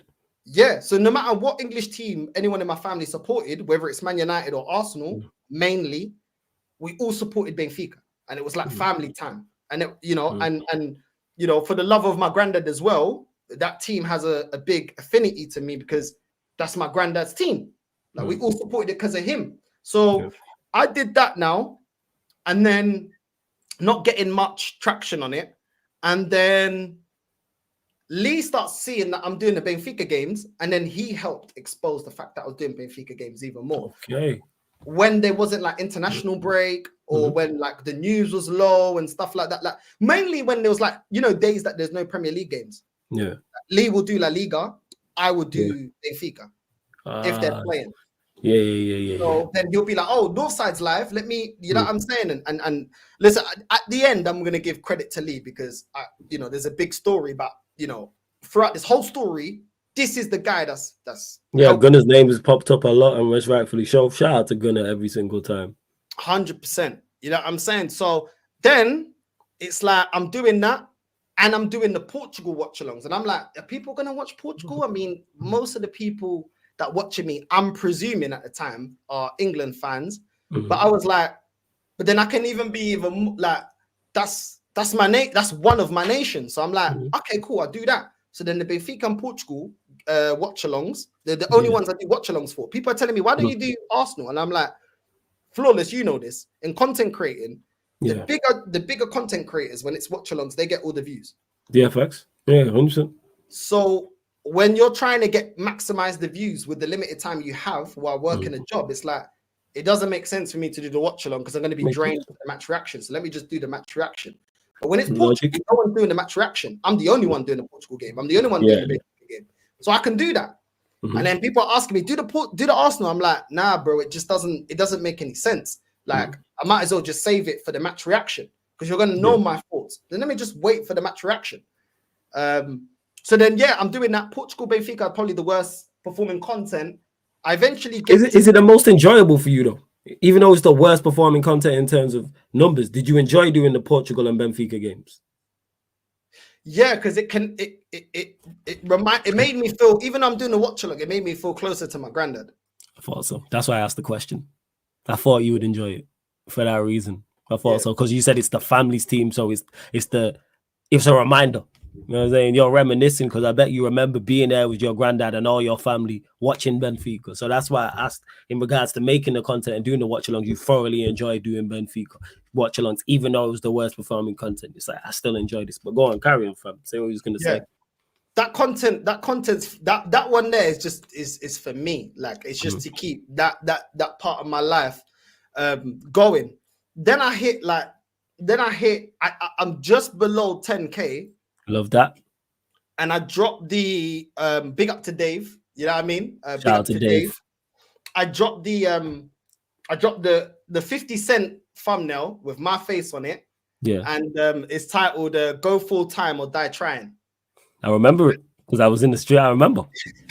Yeah. Before you do that, hold that thought. Hey, to everybody, are you not entertained? Quick advert. Run up the likes, people. Run up the likes. Make sure you subscribe to Northside's channel. Link is in the title, people. Click the link. Opens up a new tab. Over 150 of you lot in here. Let's get up to 150 likes. Also subscribe to the Sarcasm City TV YouTube channel. Sarcasm City TV special second wave here with Northside discussing his entire content creator journey so far, people. So the thumbnail, how did that, even before we even get into the video, how did that come about? Because I remember seeing the thumbnail, I was like, I was ready. I ain't gonna lie, I was ready to ring you if it went the other way. If you was quitting, because I hadn't seen, I was ready to ring and like, nope, we are not losing another real one in this game. But I was like, let me watch. I think you're talking about another thumbnail. Oh, is another one? I might be talking about a different one. Yeah, that's the one I'm talking about. I see. Yeah, no, there was one before that. Okay, what's this before that with the 50 Cent? You know what I mean? You know, they Get Rich and Die Trying. It's that thumbnail with my face on that. One of my favorite albums of all time. It's my favorite eyes from. Yeah. And the reasoning behind that, was like a lot of people on this platform don't like me, and I've always looked up to 50, like getting shot 9 times, getting dropped from Columbia Records, and just being like feeling like most of the people in its industry don't like him. And that's how I felt about this content creating thing. Before I started clipping up people just didn't like me just because of my opinion. This is before I was being as brash as I am now. And I was just like, do you know what? Yeah. I'm like 50 dropped How to Rob. Facts. Just dissing everyone. You know what I'm saying? Like dissing everyone. And I felt like that's me, bro. Like if I can't be your friend, let me be your enemy. You know what I'm saying? That real talk, bro. Yeah. That's the energy that I'm on, bro. If I can't be your friend, cool. Let me be your enemy. But you're gonna know about me, and you're gonna be vexed. You know what I'm saying? Because I'm gonna be resilient. And I was like, do you know what? Yeah, I just don't care. Like, I'm not here to create friends with people that outside of this I wouldn't be friends with. Like at that time, I'm hearing things about, you know, people aren't genuine. People are using people. Like it was a completely different eye opener when I started making content, and what I thought some content creators were to what I saw. I started seeing like content creators like cussing me on Twitter, but not to my face when I'm on live streaming them. So you seen the flip side of it? Okay. Yeah. Like one of them, like one of them, like was calling me a dog, and I was on a live with you just a week ago. You never said nothing to my face. Like why? You didn't say nothing. You know what I mean? And I was just like, I don't respect that, bro. You know what I mean? And I was just like, you know what? Yeah, cool. Let me really, you know, another guy making content, telling another guy, yo, I'm just doing it for clicks. And I'm like, do you know what? I don't respect this, you know? Like, like I'm hearing all these things about different people that people think, oh, he's bullying. I'm like, bro, these are not authentic people, in my opinion. You know what I'm saying? And in real life, I'll call you out, bro. Do you know what I'm saying? Because regardless of everything, your ultimate goal and your ultimate message should be about the club winning major honors. You're supposed to be a supporter of the club. Yeah, you can call it the good and the bad. But I'm hearing these things. I'm like, you know what? Yeah, bun this. Yeah, bun this. You know what? I'm gonna start cooking these man. And these man want to be talking about me behind closed doors. Now I'm gonna say it straight in front of everyone. I'm gunning everyone, bro. And I was like, you know what? It's gonna be like G-Unit versus everyone, bro. Do you know what I'm saying? Yeah. And then I was just like, yo, bun it, bro. After that, I was just like, just on it. And big up to Dan Potts. He's the only one, yeah. And Dan Potts, we're on the same standards. I think we agree with probably about 99% of everything, or 95. He was like, yo, respect Northside. I wouldn't do it like you. I wouldn't call people out the way you do. But listen, big up, man. You're a real one. I respect the standards. And I was like, you know what? Fair enough. Like, there's no problem with you saying you wouldn't do it like me. Do you know what I'm saying? Yeah. That's fair. Right? That's fine. And I was gonna say, was your idea in regards to when we're gonna get into you gunning everyone in this video? Was you also like this gonna be? Not only was it naturally how you're feeling, it's a good idea because you've been clipping people up anyway. So this is just an extension of that. Was that the mindset, or was you like, nah, fuck it, I'm just gonna gun him because they talking rubbish about me? Before I gunned any top gooners, I've been watching them years before I was even on the platform. And I was just like, these men are just so disingenuous every year. Then I was looking at it, I was like, I call out my dad. Like, my dad was just a sperm donor. Like, he wasn't there when we was going through stuff, innit? So I have no respect for him because he was he never played the part of a father. And we shouldn't have gone through the things that we went through that I mentioned earlier on at the start of the stream. So it's like, I called him out. My family didn't like it. I called out my toxic older sister because she was narcissistic. Family didn't like it. I called out my older uncle. He didn't like it. Years later, everyone's agreeing with me.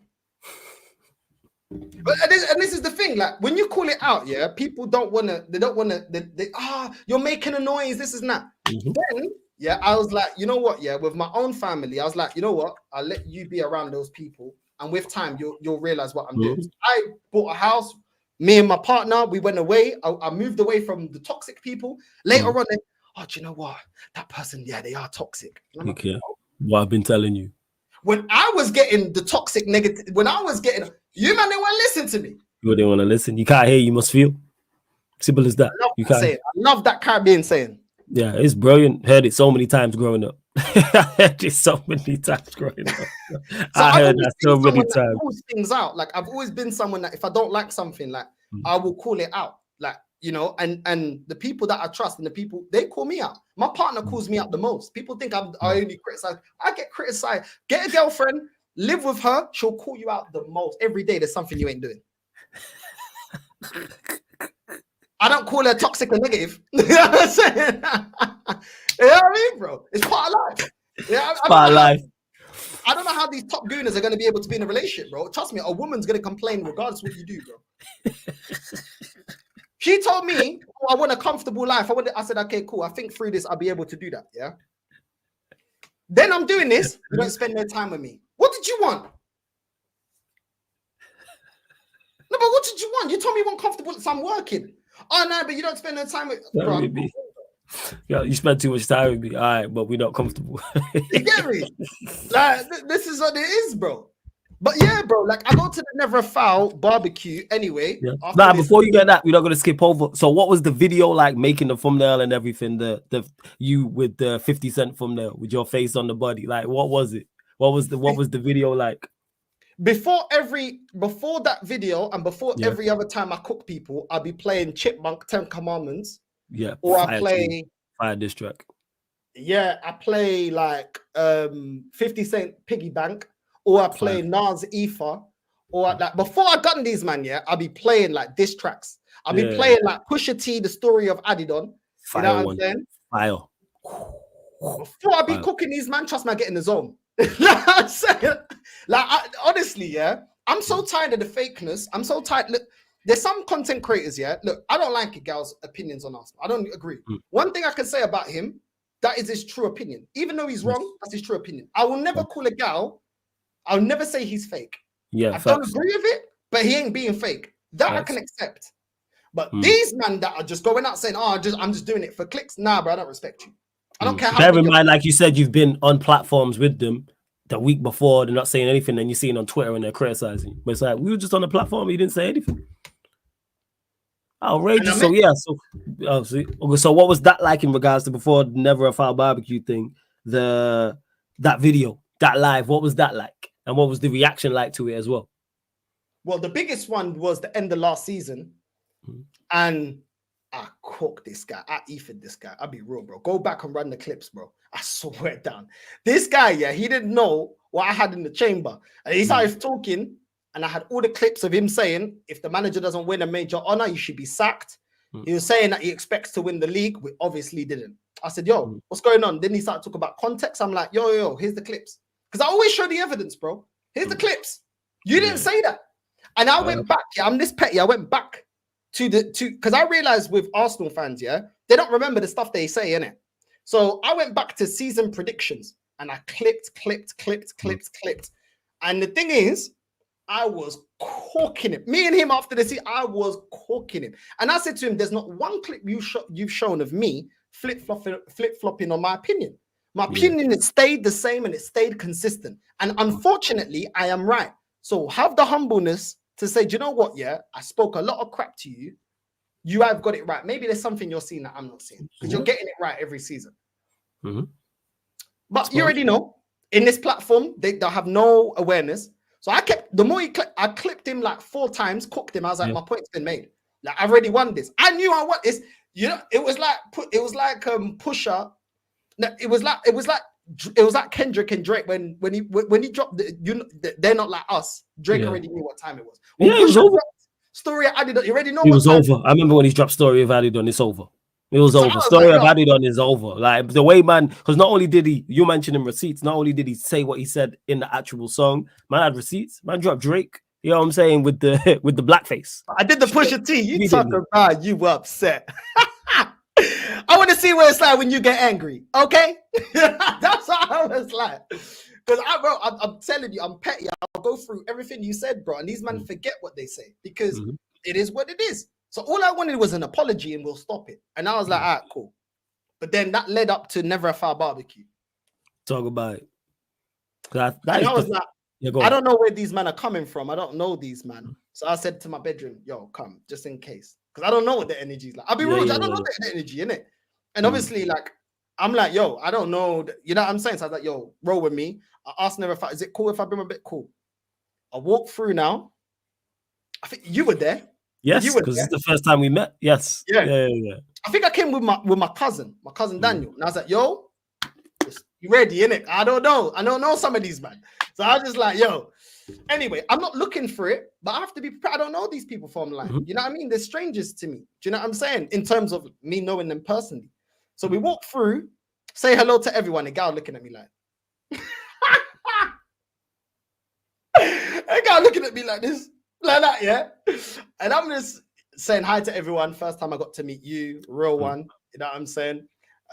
Saying hi to everyone. I don't know who likes me, who doesn't like me, outside of the people that are actually part of Never a Foul. Like, You know, obviously, like I've seen you and stuff like that. Yeah, because we had met once. I think we'd been on a couple streams before. I've been on your stream, but that was it. But that was the first time we met in person. So yeah, so I was like, no, so cool.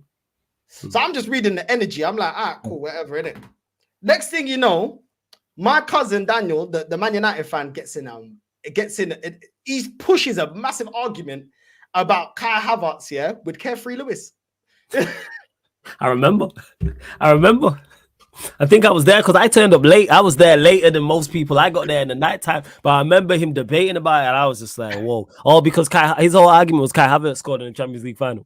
I remember it vividly, and I was just like, I'm not getting into this. I'm not getting it. So because he scored in the Champions League final, it's like, all right, sure. In my head, I'm like, Daniel, shut up, bro. I want to say hi to Carefree Lewis, bro. I like his content. Shut up, bro. This guy's like, nah, you don't know what he does. You don't know about this is that. This is like, you know, the barbecues, like people are coming through, the barbecues on, everyone. And I'm like, whatever. And then I real talk, yo. I say hi to you. I say hi to Lewis. And I'm like, yo, Lewis, I'll be real. Because I saw people networking, yeah. But I was like, I only want to talk to the people that I rate. I'll be real. I don't really want to talk too much to the people I don't rate because I'll talk to them. I'm not. Yeah. Don't get me wrong. I'll talk to them. But it's not about networking with them. You'll talk and be polite, but it's like I'm not trying to talk to you about content. Yeah, I get that. Yeah, and I said, "Yo, Lewis, you good? Yeah. I was like, "Yo, love the channel, love everything." Boom, boom, boom, boom, boom. And then he was like calm, and then we just spoke on a calm thing, the same way I acted when I saw you, and I rate your content. And I just kept it calm. And I was just like, yo, the people that want to talk to me will talk to me, and I'm open. I don't, you know, and I felt like I understand that some people may see me online and I have a picture of me and think I'm a certain way. And I was just like, I'll just be cool. I went up to a gal on purpose because I wanted to see what the energy was, yeah? Not because I'm looking for anything. I'll be real. As much as I don't like anything a gal says about Arsenal as a person, he's a very nice person. Absolutely. Very, very, very pleasant person. Very polite. Super cool. 100%. That is a gal. Yeah. I met a gal just the one time, and it was the same as that barbecue. Yeah, Warrior J, this is during the barbecue, and this barbecue is the summer of 2022. Because was it 2022? Or was it 23? I think so. Yeah, that was the one before the last one. Yeah, because I didn't go to this last one, just gone in 2024. So it's either 23 or 22. Either way, I think yeah, I can't remember. I'm not gonna lie, people. I can't remember. I'll have to double check. I'm saying the dates of what year it was. But yeah, it's 23.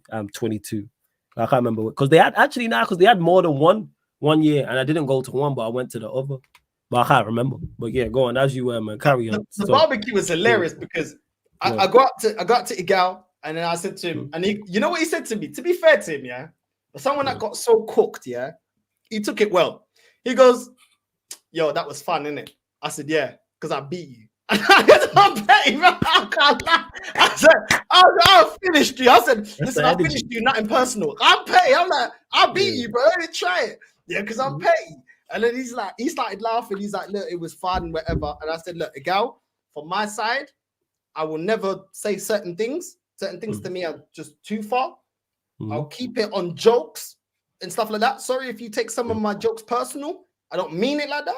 But I completely disagree with your football takes. You disagree with mine. We can leave it as that. I even said to him, we could work together.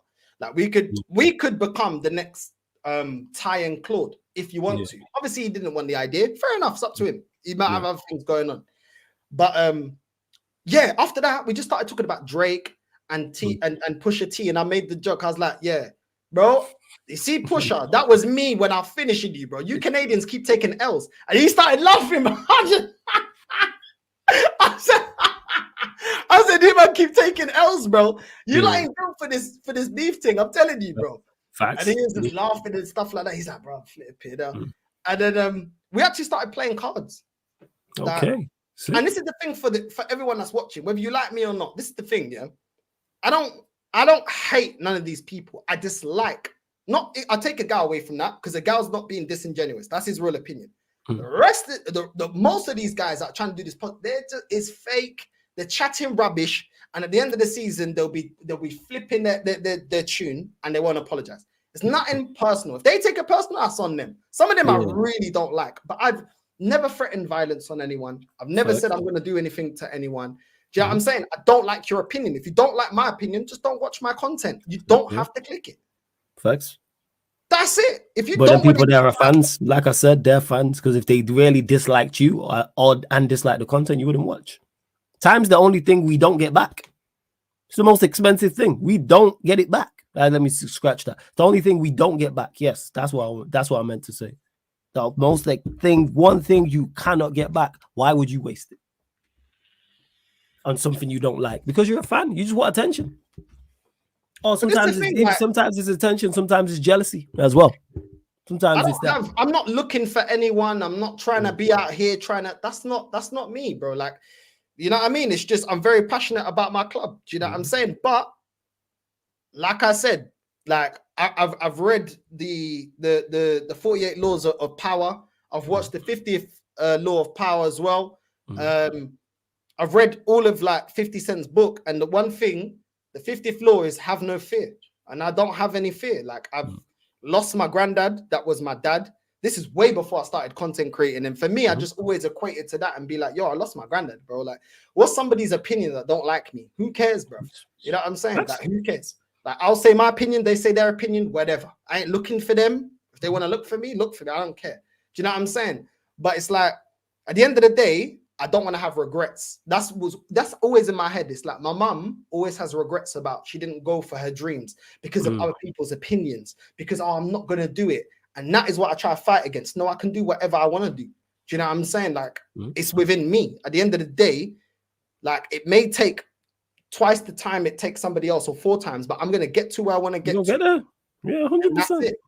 And that's the thing. It's like, bro, a guy was calm. I meet what's his name in the chat? I meet Hooks, bruv. I look up at Hooks. I'm like, if this guy, if this is gonna be a beef thing, this is gonna be a long day, bro. You know what I'm saying? I can't lie. The way I'm looking up at Hooks, all love from Hooks, man. All love from Hooks. Hooks just showed me bare love, bro. Shout out to Hooks, man. Big up to Hooks, man. Really nice guy. Don't like his footballing opinions most of the time. You know what I'm saying? But this guy is a blessed guy, bro. Trust me, chat. I'm telling you right now, real decent guy, bro. And people need to sub to his channel, bro. So you can send me more clips so I can cook him. Shout out to Halftime Hooks, man. You lot, make sure you subscribe to his channel as well, man. Blessed to have been on a panel with him on Big Six Bands a couple of times as well. So Hooks is definitely someone I'm gonna work with in the future at some point. You lot already know, without doubt. So you had the barbecue. Anything else? Any other conversations or interesting points from the barbecue? I'm trying to remember what year it was. I'm trying to find meeting you picture because then I know. Meeting you, bro. Meeting you, because I was like, bro, like Flawless is so chilled. I feel like I'm shouting like when I'm talking. Let me speak low, like, because Flawless is mad chilled, bro. Mad chilled. Like nothing phases Flawless. Like Flawless is on the Zen thing. Like, you know what I'm saying? The whole time, bro. Flawless, you know what you're like, yeah? You're the Man United Amarian, bro. Man just in the Zen thing, bro. I swear I just chilled out. Like that's me. Like as you met me, how I am on here is how I am in real life. Yeah. Like I'll just be chilled out. I'm just kicking back. You know what I'm saying? Because I rolled through slightly later people, so it was nighttime. Said blessed to everyone, because I'm seeing everyone there that I know. People that I didn't know are meeting for the first time, like Northside, blessed. I'm just chilled out, paying attention to what the conversation's saying, jumping in the conversation when needs be. That's it. I'm just relaxed. This guy is like Lloyd Banks. He's chilled, but he's with the man them. He's with the shooters. Hooks is like Suge Knight, bro. When you see this guy's like Suge Knight, I was like, bro. This guy, if it goes south, I'm gonna have to brick him, bro. I swear down that. Is my cousin got the baseball bat in the whip, bro? I didn't get the baseball bat out. I swear down, bro. I swear, bare knuckle, I'm not gonna be able to finish him, bro. I swear down. You know what I mean? Pause. But everyone was cool, bro. Everyone was cool. Soups from Never Foul, blessed. Soups is mad cool. Yeah. Everyone blessed, bro. Everyone blessed. Carefree Lewis, chilled. Big up to that brother. That guy's helped me out so much. Oh, that's a real one. Big up to this guy, bro. You know what I'm saying? Like Carefree Lewis, from the time we met there, helping me out. Flawless been helping me out. Do you know what I'm saying? I see the redirects and stuff and the love. Big up to you. And big up to you, bro. Like literally, Flawless never asked me for nothing, never asked me for this. He's not the type of guy like some other content creators. Oh, when Arsenal lose, Northside's gonna be angry, hollering to get on. Nah, bro, this guy, bro. Like, honestly, Flawless. You got so many blessings that are coming your way because you're genuine, bro. Appreciate that, man, for real. I feel like I've known you, Lewis, Lee, and loads of others. Jez, Matty, Kenny Kent, so many. I feel like I've known you, man, for time, bro. Genuine people, even Sunshine and Lauren. Big up to you two as well. Do you know what I mean? There's so many people I want to give praise to, bro. Because real talk, it's like you lot. It's like I've known you for years, bro. That's because the conversation and the friendships and the brotherhoods are genuine. That's why it is. That's why we've been cool. Because I don't even remember when we became cool, but we just became cool, and it's been that ever since. That's how I look at it. It's been that ever since. There's been no issues or anything like that whatsoever. Never no issues. We got nothing to, like you said, there's never asked for anything. There's never been no confusion. There's never been zero issues like, oh, Arsenal have lost. Let me shout Northside. Nah, I'm never on that. Because even when we met, like you mentioned the barbecue there, it was calm. You know what I'm saying? I remember us chatting, you know what I'm saying? And we were talking football and talking other things. I was like, yeah, Northside's cool. As was everyone there. There's a lot of people I met there for the first time. Obviously, Lewis, that's family. Everyone knows what Lewis has done for me in this space. It's ridiculous, isn't it? I'm one of the closest people to me in this space. But outside of that, I was meeting a lot of people for the first time. Everyone's mad cool. And I believe the barbecue was 2022 people. I believe it was, but I could be wrong because they did too. Because there was was there a fight on? I swear there was because we watched a fight. What fight was it? Was it a fight? There was a boxing fight bout late. What was the bout? Oh, this gonna bug me. This is why I've been searching on my phone now, people, because I'm trying to remember like what day it was, and now it's bugging me. It's really, really bugging me. There was a bout. I can't remember what it was. Oh, don't piss me off. Remember, I'm literally trying to find it now, people. I remember going to the barbecue and there was other female content creators and I bigged them up and I was like, yo, we need more females like you. Yeah. That was a couple of barbecues before that. Yeah, because I missed that one because when I went, the person who was there, shout out to Kendall, she was there. Kendall was there. That was the one I was at. Kendall's my cool. Big up to Kendall. I've told Kendall a billion times, do more content. I feel like she's so underrated and she's so good in front of camera, like talking about football and the way she presents stuff and the way that, you know, she can have banter and stuff. Like, big up to Kendall. Real talk, man. I really like Kendall. Real humble girl. But bro, the other girls, they weren't with Kendall. The other girls, I went up to them and I bigged them up. That time I probably had about 500 subscribers. They looked at me like this. See, this is the one I wasn't there. You know what I'm saying? I've just checked it now. So the one I was at when I met you was 2023. I'm just seeing here. Unless man's posted the picture early. Yeah, last weekend. So yeah, really? It was 2023. Yeah. Because I've just checked it. This is why I'm searching on it, because Lewis posted a picture and was like, 19th of June 2023. He's posted the picture. Yeah. So 2023 is the one I was there, but I know they did 122, and obviously they did one this year as well. And yes, Sunshine, we do need Kendall back. So someone who's close to Kendall needs to get her back making content. Like, I'm cool with Kendall, but I'm not close to her like that. Whoever's around her needs to get her back making content, whoever that is. For real. And big up to A. Solomon, man. The Egyptian King in the building just gifted 5 memberships. So let's see W's in the chat, smoke emojis in the chat for A. Solomon, man. Absolute real one, man. Consistently supporting, consistently giving out memberships. And if you've got one and you're in the chat, make sure you big him up and say thank you as well. So yeah, you at the barbecue. You know what I'm saying? You went to the one the year before, 2022. You also went to the last year one, 2023, which I was at as well. And then you was like, did that make you like, all right, even more solidified in the space? Because now you're getting your flowers and saying, people saying to you, they're like, yeah, man, I fucks with your content and what was that like?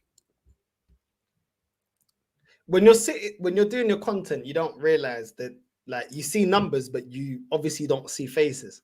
So then when you see people clocking you and be like, you're no side, I'm like, wow, like, I feel humbled. Now, real talk, bro, on my granddad's grave, I feel humbled, bro, because I never forget, like, I am the son of a foreigner brought up in an estate where I had to face intense racism, that I had to bust people's heads for man to respect my house, to respect my mum, to respect my sisters, and respect the fact that I'm black, that you have to respect me as people. Do you get me? I never forget that. The person that was told by my uncle that I looked up as a dad, telling me that I'll never be anyone, that all I'm going to be is nothing in my life. You know what I mean? From young, you know what I'm saying? Always being in detention, always being told that. So when I'm seeing that, people like praising me, I'm not used to it, bro. I'm not used to it. I'm always used to the criticism. Even though I feel like I'm right, I'm always used to the criticism. And it's like, I'm not used to that, bro. Like, my uncle that cussed me out, various times and spoke ill of me, when I did things in my life that he never achieved, I never got you did well. Yeah, there was never a big up. There was never a congratulations, like, never a pat on the back.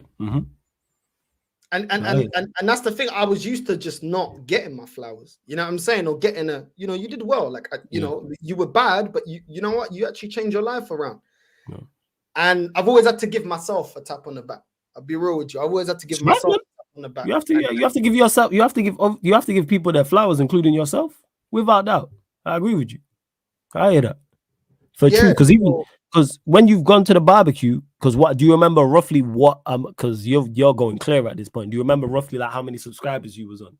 You're becoming a well-known name. This is after the video, etc. All this type of stuff. I think I had less than 10k subs. This was before I dropped that 50 album video. We'll get to that. I think. So yeah, it was like, it was just cool. I was there to the end. Like, I was literally there to the end, talking to everyone, like, people having debates. First time I met Monts in person, cool brother. I met Judge Mo. I don't know if that barbecue or the barbecue before. And Judge Mo, I think, actually, he might have left, because like I said, I got there late, so he might have left. Yeah. He might have left. So there was a barbecue before, and I'm probably remembering them all in one. And me and Judge Mo were just talking football. And he was like, and then he said to me, he's like, yo, do you know what? Yeah, you're not, like, I don't know you. I thought you know, maybe he's doing it for the camera. He's like, nah, like everything you say on camera, you say to people's face. Like, this is not a facade. And I said, nah, bro, this is what I genuinely feel, bro. That's why I get so passionate about it. Because this it's my genuine feelings, whether you agree with it or not. And then he was talking about Inter. He told me that R9 is, for him, the greatest player of all time. And Fair. I was just talking to everyone, Kaz, Daps as well. Like me and Daps so many times. Big up to Daps as well, because that guy gave me the exposure for my channel to grow and me to even come in contact with Lee and everyone else that, you know, I got in contact with. And he said to me, when I saw him in the kitchen, yeah, and he was like preparing where all the drinks were, he was like, I spot good talent, innit? I spot good talent. He goes, remember who spotted you? Loved it. Loved Yeah. it. Yeah. For true. And then I was just being cheeky, and I was like, yeah. I said, out of all them channels that you had at the start before it changed, and you had all those, like, you know, all, like 5 Tottenham channels, Arsenal ones. I said, I'm the one that succeeded, innit? He's like, yeah, I can't lie. Yeah, but I was like, love. He goes, bro, I love to see you shining. And big up to Daps. We talk about life. Like, we wouldn't even talk about football. We would talk about life. Like, he'll be telling me about certain things in his personal life that I won't share. I'll be talking about certain things about my personal life. You know what I'm saying? And we were just talking about life. And he was telling me about certain things that he went through. And I felt like I you know what I mean? Like the connection was stronger because I got to know him, the man beyond the Man City fan. You know what I'm saying? I got you. So it was one of them ones, bro. And yeah, man, like after that, like I really felt happy. Like I came back home and I was like, yo, I met all these content creators and stuff. Like no one in my life is a content creator. Nobody in my life like knows about like football YouTube in terms of doing it and stuff like that. And I felt like, raw, like I told her, yo, I met Flawless was cool. I met Monts was good. Like Kaz, Daps, all these man, bro. Like, you know what I mean? All these brothers, you know what I mean? Even Hooks, everyone, bro. It doesn't matter if you're big or small, because I don't look at myself as a big content creator, but I'm growing, do you know what I'm saying? And I looked at it and I was like, raw. Then I got so much momentum with clipping up people. The season ended when I didn't want it to end. Because there's so much momentum, bro. There's so much going on. Yeah. I get you. So much momentum, bro. Like I was just like, yo, it's just views after views after views, subscribers after subscribers. I'm like, yo, this is like bro. I felt like it was a eureka. Like, do you know what I mean? Like, it was like when 50 dropped in the club, and it was just like 50 Cent Mania. It was 50 Cent Mania. Yeah, it was 50 Cent Mania at that point. It was crazy. Yep. Well, I was like, yo, man, are actually watching my opinion. Like, I was like, I'm not used to like 8.1K video with no one, because this is the thing, yeah. I'm clipping up people. Do you know why as well? I even like decided to do it. I was like, I know that I started realizing with even before Lee, because Lee had to do his thing, and I completely understand. That's my guy. But all content creators, yeah, they got their own thing that they got to do, and people are like already like got their own shows that they got to do. And their own content. So I'm getting more no's than yeses. And even with me and you, bro, I've never taken it. You've seen I've never taken it personal. Like, I'll be like, you're flawless. You're like, yo, bro, I can't. I'm like, no, bless. Like, he's busy. So and I was like, and that's something we're going to change as well. You lot, me and Northside go pattern certain. We just don't know what. I just don't know when. But we're going to sort out a show for you lot, 110%. Because I get asked about it. So we're going to do so 100%. 100%. Without that. We run too much rants. We're going. How am I going to get views on my own? I can't rely on panels. I don't know how people like Judge Mo do it. I don't know how Never a Foul do it. I don't know, because bro, people are flaky. People say yes, then they don't turn up. At least, yeah, I respect a Flawless or a Lee or whoever it is. It's not just them lot. It's everyone's busy on this. Everyone that's taking it serious is busy, yeah. Whether it's whoever. I'd rather you just tell me no than you tell me yes and then you don't make it. Don't do all that. If you can't make it, you can't make it. There's nothing wrong with that. You busy. Even if it's not in the content creator space, you have life stuff. It's happened. I've had my panelists say that, oh, I can't make it because of such and such. But I'm like, yo, you don't even have to apologize. No worries. Thanks for letting me know. No problem. That's no problem whatsoever. You've given me ample time for me to go and get someone else if needs be, or move the show around you, or what's the case. So yeah, it's not a problem. I hear you. I get exactly what you're saying. That's what it is. Like, it's like, obviously, if something's last minute and you explain it, of course I won't hold it against you. But I'd rather just a no, because I don't take it personal, because I understand I'm not entitled to your time. This is your free time. If you're not doing it full time, and even if you are, this is your money. So I get it. So I was like, how can I consistently get views by myself? I don't want to rely on anyone. But then this is the part that I needed to work on, because then I got to the point where I'm not inviting anyone on. And that's something that I'm critiquing myself. More people were telling me when I was coming to the barbecues, yo, Northside, when are you gonna have me on? But it's not like a horrible one, but it's like, yo, shout me, bro. Like, you never shout me for the show. Yeah, I want to be on the platform. And it's like, bro, I'm so used to being told no that sometimes I just feel like I'm disturbing people. Like I don't want to feel like that. I get that. Disturbing people. And I'm not comfortable with asking for favors. Do you know what I'm saying? I'm naturally not like that, because I don't like to feel. You don't want to feel like you're bothering or pestering people, and you're just so tunnel visioned and driven, like you said, is I'm gonna do this myself, regardless. Outside of anything else, I've got me. I am going to do said thing. I totally understand that.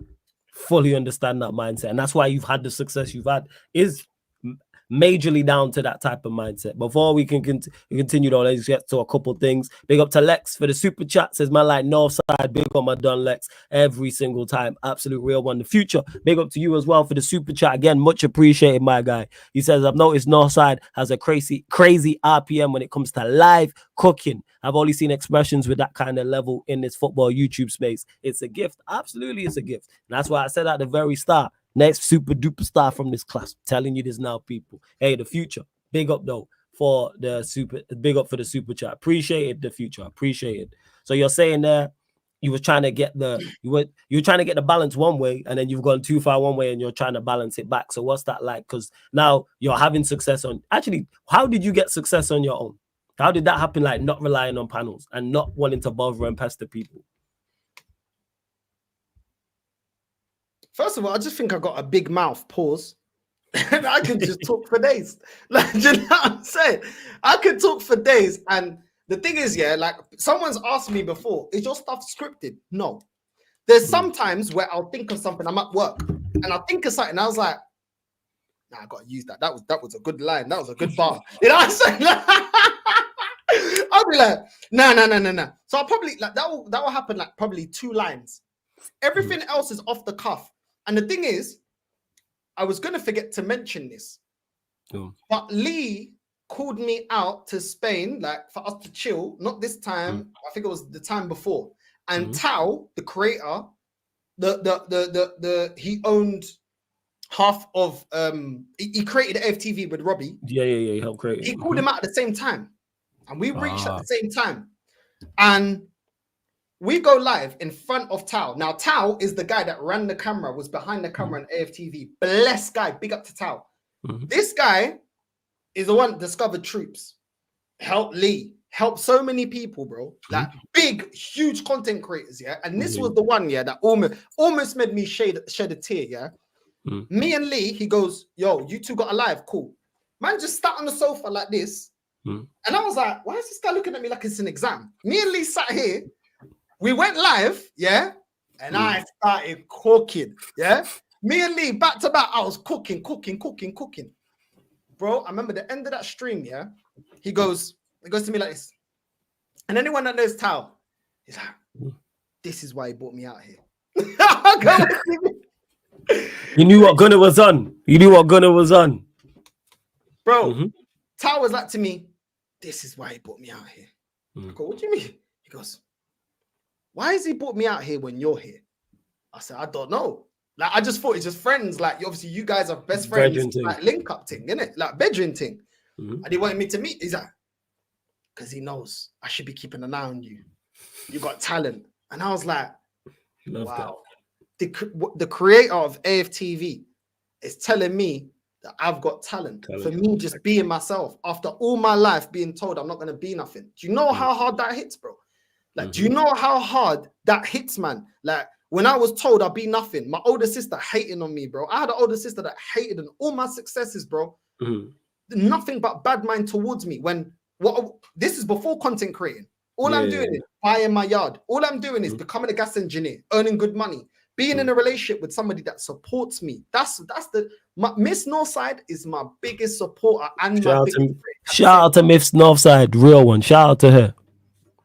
Bro, who she support actually? Side note, I think I've asked you this before. Does she like football? Miss Northside. She was born in Hackney, but she moved to Islington at 4 years old. So she considers herself just North London proper, like just North Islington. London. Okay. Islington. She born and bred Islington. Like basic. Do you know what I'm saying? Like all her life. Do you know what I'm saying? Her mum still lives in Islington. So when these Phillies that puta try to tell me, oh, you would have come around Arsenal, bro. I'm around there a lot more than you think, bro. You know what I'm saying? I ain't hiding. You know what I'm saying? I don't walk around with a mask on and a belly on. You know what I'm saying? I ain't shook. You know what I mean? Listen, it is what it is. If you know the people that I know around there, then listen, I ain't shook or nothing. But it is what it is, bro. Like it's like, bro, she had experiences that I didn't have, bro. Like she went to Highbury, she got like signatures. Like, her school got to meet like Vieira and Wenger. And bro, big up to Lee, man. That's my guy, man. Shout out to Gunner, man.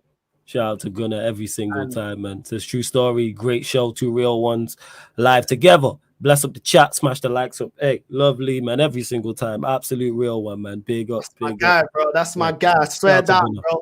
You know what I'm saying? Like now I understand why Eminem, why 50 always bigs up Eminem, bro. Eminem put him on. Do you know what I'm saying?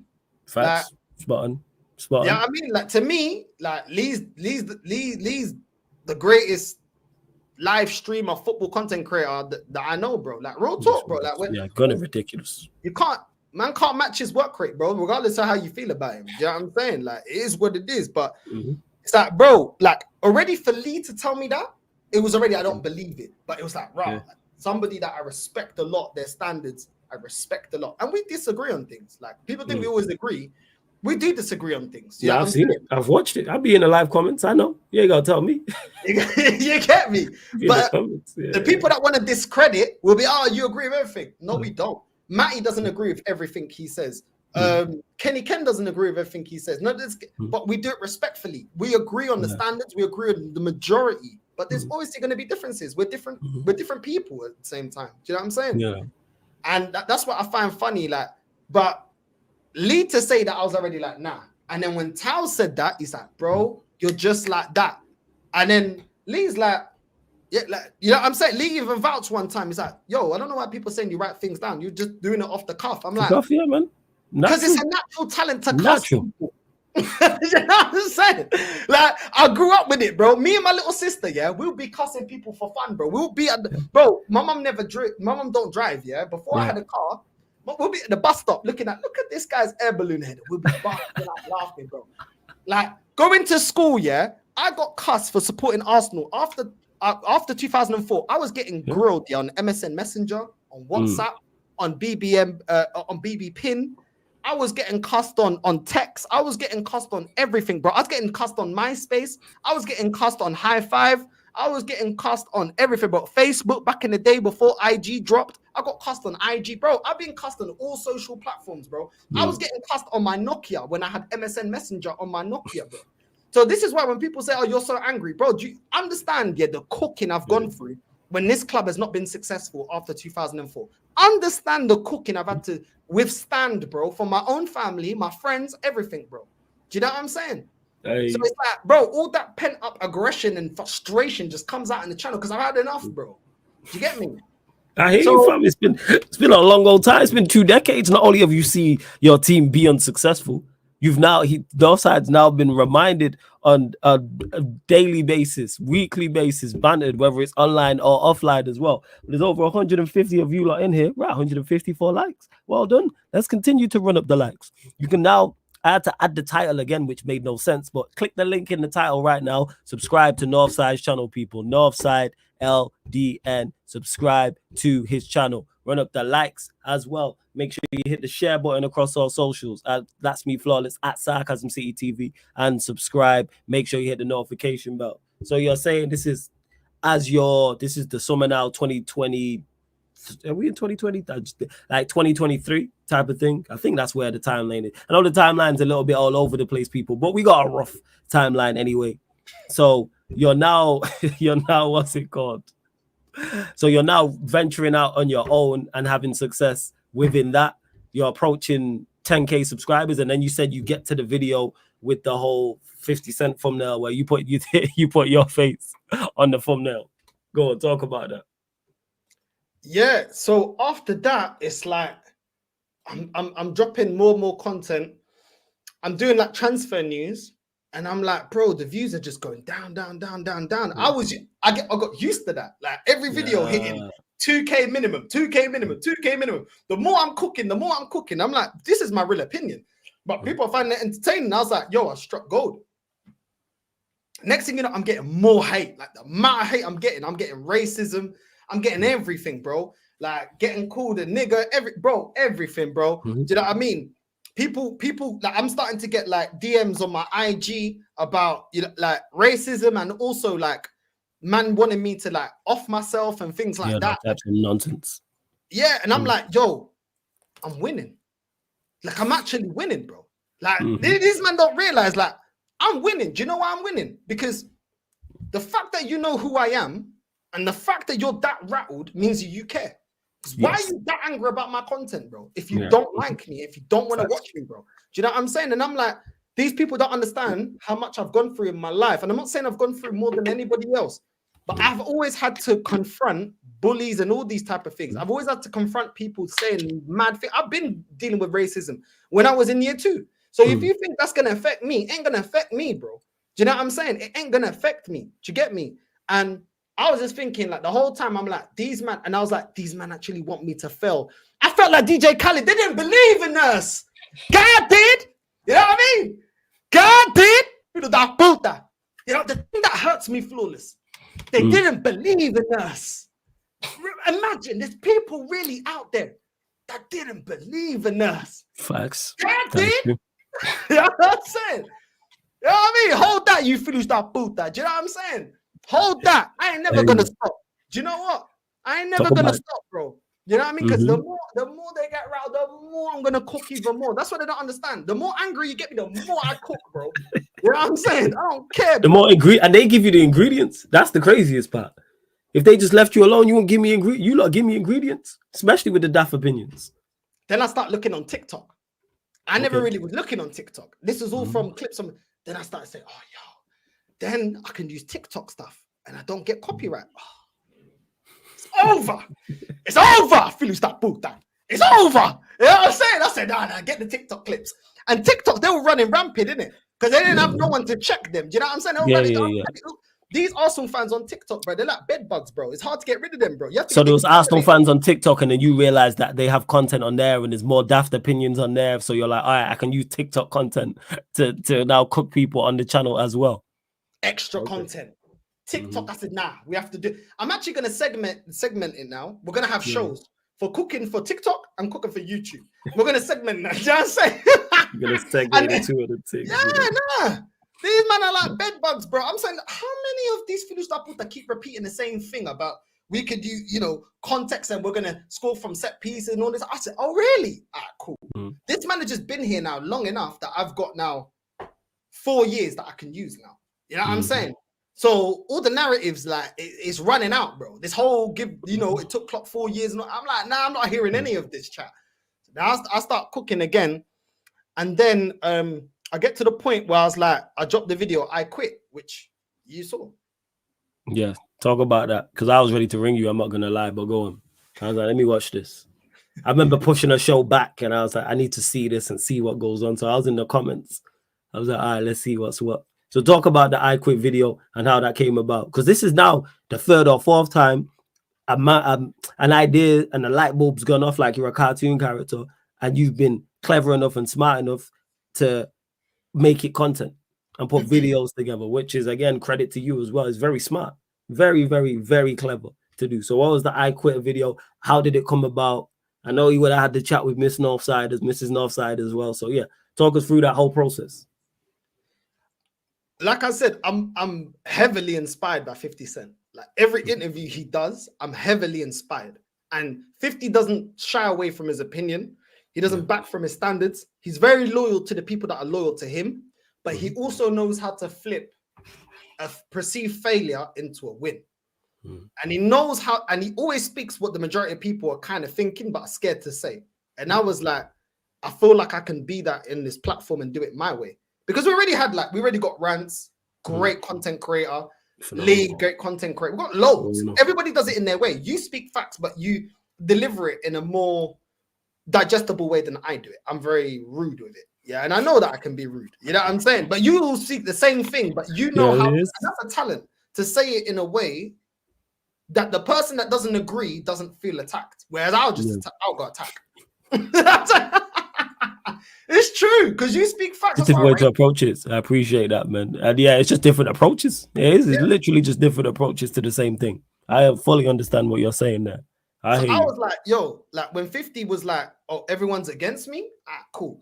Like, cool. Let me just like let me work on the fact that everyone's against me. Like when New York rap went out of fashion, they blame 50. When 50 went up against Fat Joe, it's because he's strengthening Ja Rule. So when I go after certain person, it's because you're strengthening that guy. So I'm going to discount you and that guy because you're trying to strengthen him. Do you know what I'm saying? So I'm going to finish you off.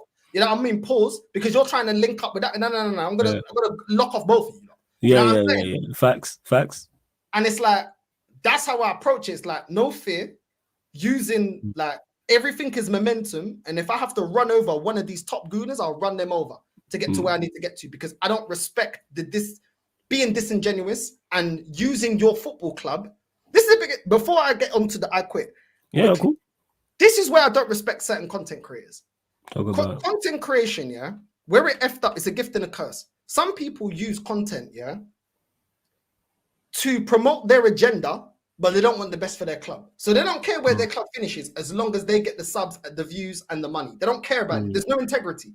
There's no integrity in it. It's just, I will clickbait because that will get the most views. And I don't care when this club ends, because at the end of the day, I get to leave my full-time job and be a full-time content creator, even though I've done it based off of being disingenuous. And it doesn't matter how many seasons I get it wrong, because the majority want to hear it, they won't hold me accountable. They'll hold Lee and Northside, but yet they're right at the end of every season. Yeah. That, let me make it very clear. That is what I don't respect. I don't respect people like that, because you are misrepresenting my club and you're not being genuine. You're not being genuine, and I don't respect that, because I see that you can just be sold for £1 note. I don't respect that. And the funny thing is they say, oh, Northside, you're doing it for clicks and views. The biggest views that you can get, there's people that are not Arsenal content creators getting 20, 30, 40,000 views on their video just talking about how scary Arsenal are. So who's really doing it for views? Because I'm not getting 20, 30,000 on a video. Well, now on my match reaction, but in general, I don't get that. So if I was looking at, why would I not say Arsenal are scary? Because those are the type of videos that are getting the most views surrounding Arsenal. So why don't I do that? Yeah, funny point. Spot on. But apparently I do it for views. So this is what I say. When I put the I quit, I knew flawless. Everyone that hates me will watch that video. And everyone that likes me will watch that video. Smart. Very smart. Because everyone, bro, do you know how many people before I went live were like, oh God, good riddance, he's gone, yes, yeah, he's gone, yeah. So, do you know what I'm saying? I'm like, these feelings stuff put are so dumb. Don't worry, hold on, don't worry, man. You know what I'm saying? Let the video run, bro. Bare comments before I even went live, bro, celebrating me quitting. Yeah. And I was like, what it was like. These men actually care about me. I remember when I got 20 views. These men care this much. I'm winning. I can't lie. I thrive on it. I'm winning. You know what I'm saying? I like this, man. I like this. I do. For real. That's true. I can't believe that actually now. I can't believe, you know, how idiotic people are. People celebrating yeah, he's really gone. Right. Sure. Then I dropped it. And obviously you saw it. Yeah. And it was like I was quitting full-time work to go part-time to do more content for the channel. I love that. Yeah. So that was something that I felt raw. Like I remember barely making £20 off the channel. And for me to be making enough that I can go part-time and still be able to pay my bills, I was at raw. Like that was like to see people in the chat. I'll be real, yeah. There's loads of times where I've been humbled, yeah. So many times I've been humbled to see the chat go and feel like I thought you was gonna quit. Like I love your content and stuff like that. Like to see the flood of like love, yeah. All the people that wanted my demise, that I was gonna quit and celebrate, they're all scattered once I revealed. Idiots. And that touched me, man. That really touched me, bro, because it reminded me like my dad never cared about me. Do you know what I'm saying? My dad never cared about us, and that was emotional, bro. Like I was like, raw, bro. Like my dad really didn't care about us and all that. And it's like I'm achieving things. My dad never achieved anything in his life. and without his support, I'm getting somewhere in YouTube. Facts. And I've reached my career and I'm qualified, bro. I'm telling you, bro. Like that day, I swear down. I told my girl I was talking to her. I was like, I felt emotional, bro. I was like, I can't believe these people care about my channel and my opinion. Me, the son of an immigrant, that nobody cares about my opinion. Nobody cares how I feel. No one cares about my emotions. Just be tough for your mum. My granddad dies, be tough for your mum. My dad dies, be tough for your mum. Just my mum's going through it, be the man. Do you know what I'm saying? You're going through racism, I got to deal with it. I never called my uncles. I never called my cousins. And my family are very well known in my community. Like the biggest clubs in Portugal, the bouncers, they're my uncles. Ah, right. Okay. Like, my family's very well known, bro. And I'm not going to get onto too much. You know what I'm saying? Because it's not about that. Yeah. But it's like, bro, like, I've never called it. I've had to always deal with things myself. I never went, oh, uncle, oh, my cousins are, because my cousin's from here or there. Nah, bro. I dealt with crap myself. Do you get what I'm saying? And to come from that and never having that type of thing, for the chat to do that, bro, I'm forever grateful for the community that I built and the community that we're going to build, bro. People don't understand.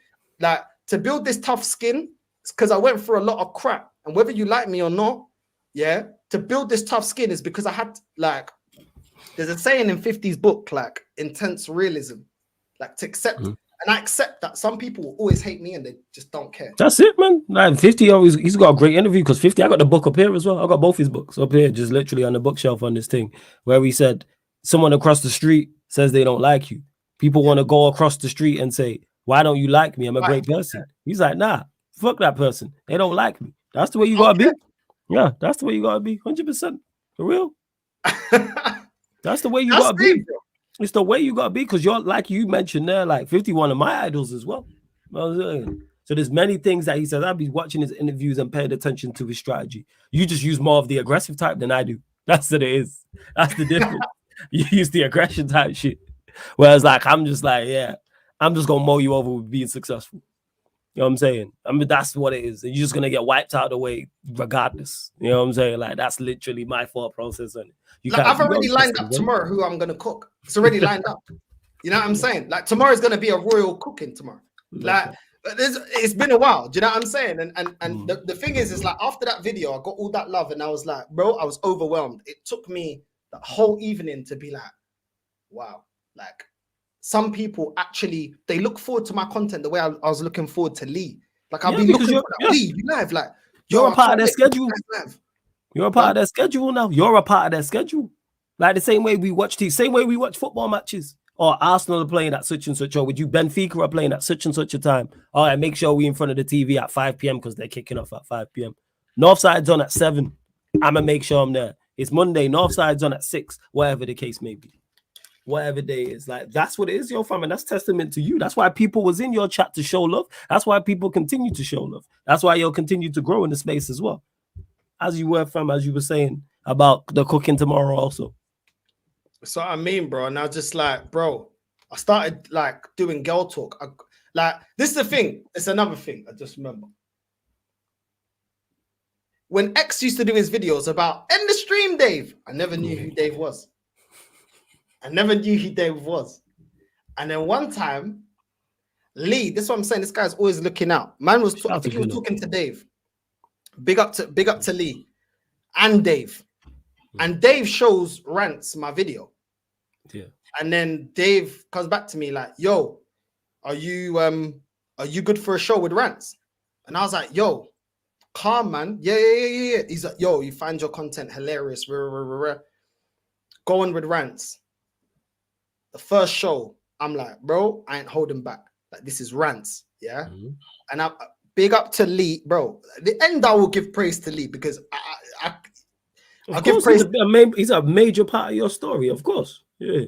There ain't no North Side without his support, bro. You know what I'm saying? And Rants was like, I can't believe I'm going on with Rants because I see him and his brother and all that. And I'm like, Rants makes me laugh because his humor is different to his brother, but he's flipping hilarious, bro. Yeah, he's very, very funny. He's so very underrated for his humor. Yeah.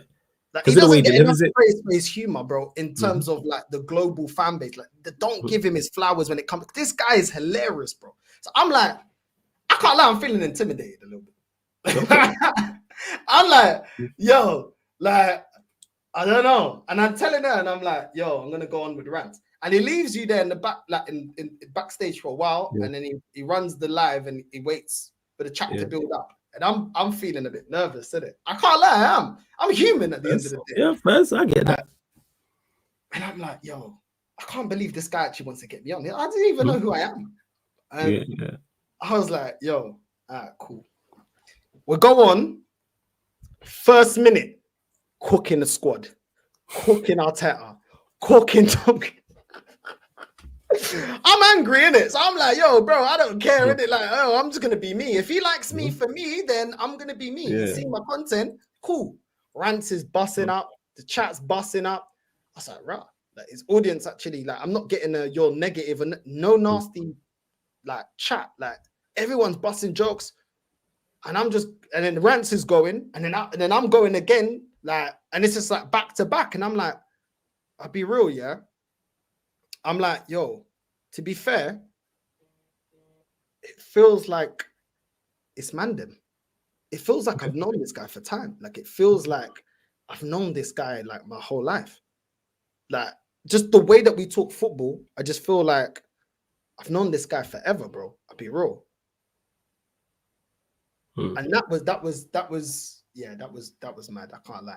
But that was mad to have that feeling like, yo, like, I've known this guy for time, and I don't know this guy, but I've been watching him. That's what it is, because it's Mandem. That's why. You know what I'm saying? Even though it's the first time you met him, it clicks straight away because it's the same conversations. I'm saying we've been having them same conversations, but just with different people.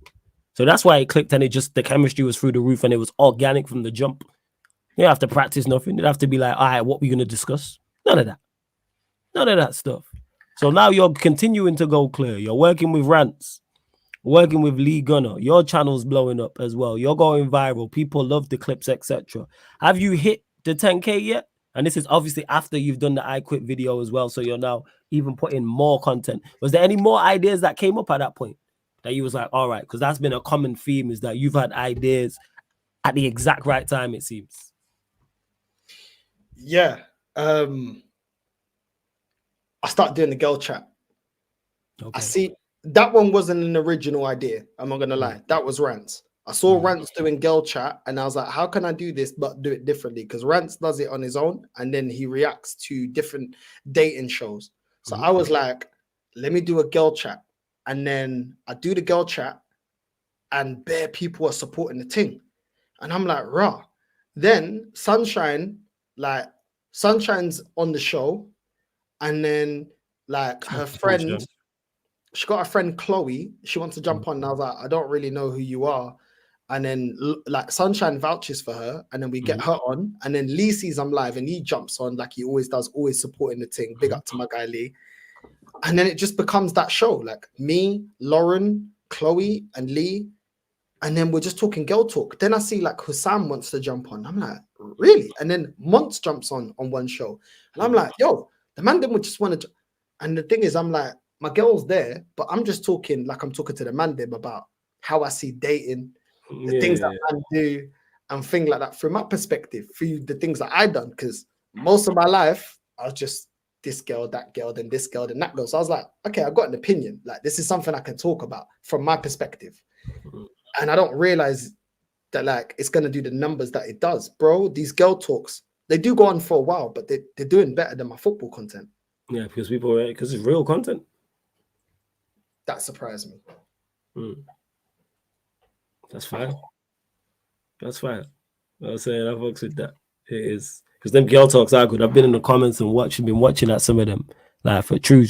Again, you lot continue to run up the likes, continue to hit the subscriber. So you're doing the girl talk content. You've hit 10K at this point now? Have you hit 10K already? Or did this come after you'd already hit 10K? What was it like hitting 10K? Because you mentioned the bar before. What was it like hitting 10K? Can you hear me? Because I changed. Yeah. I can hear you. Yeah. Man can hear you.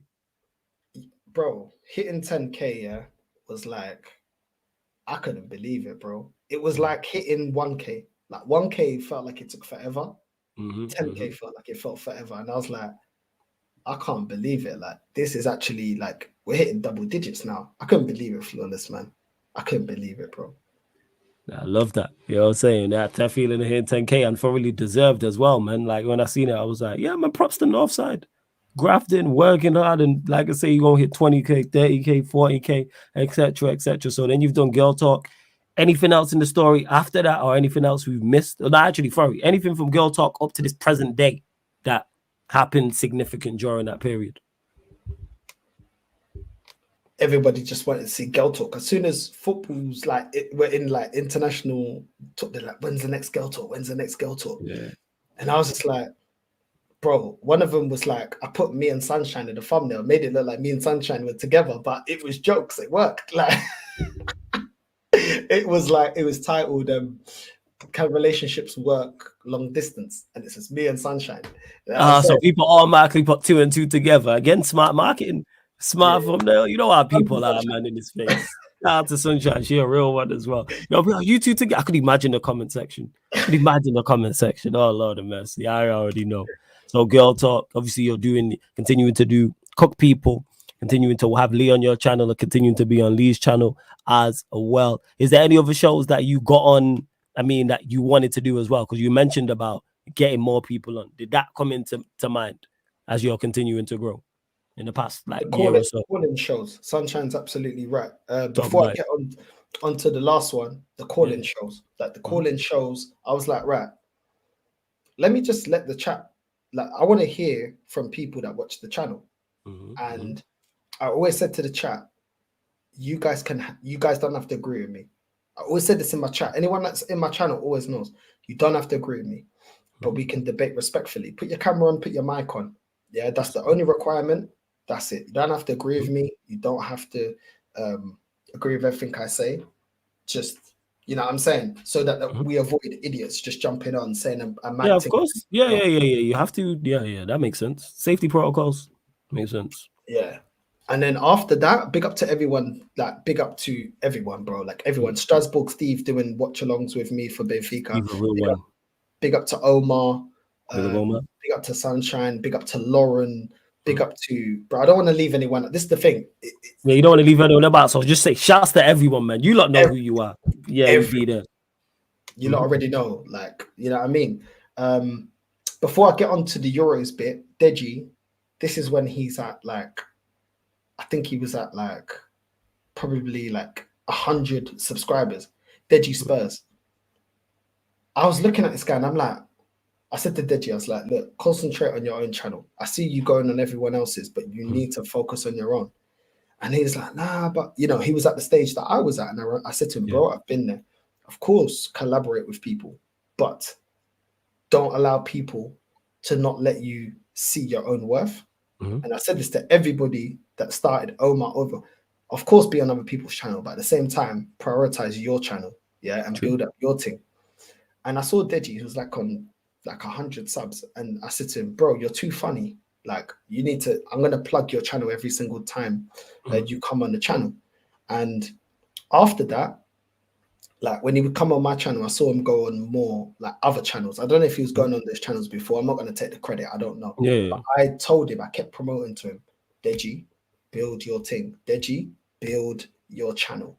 Don't just build other people's channel, because a lot of people won't let you see. They don't want you. Some people, not everyone, because I'm not the only one, but there's a lot of people that don't want you to see your potential so that you're available for their shows. There's a lot of that in this industry. And I said to him, prioritize your own.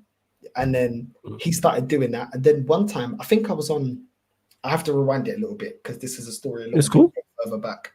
I think I was on like 2K subs, something like that. And he goes, can you come to this like youth center where he works with younger kids that are trying to like get off the streets and talk to these kids? I said, me?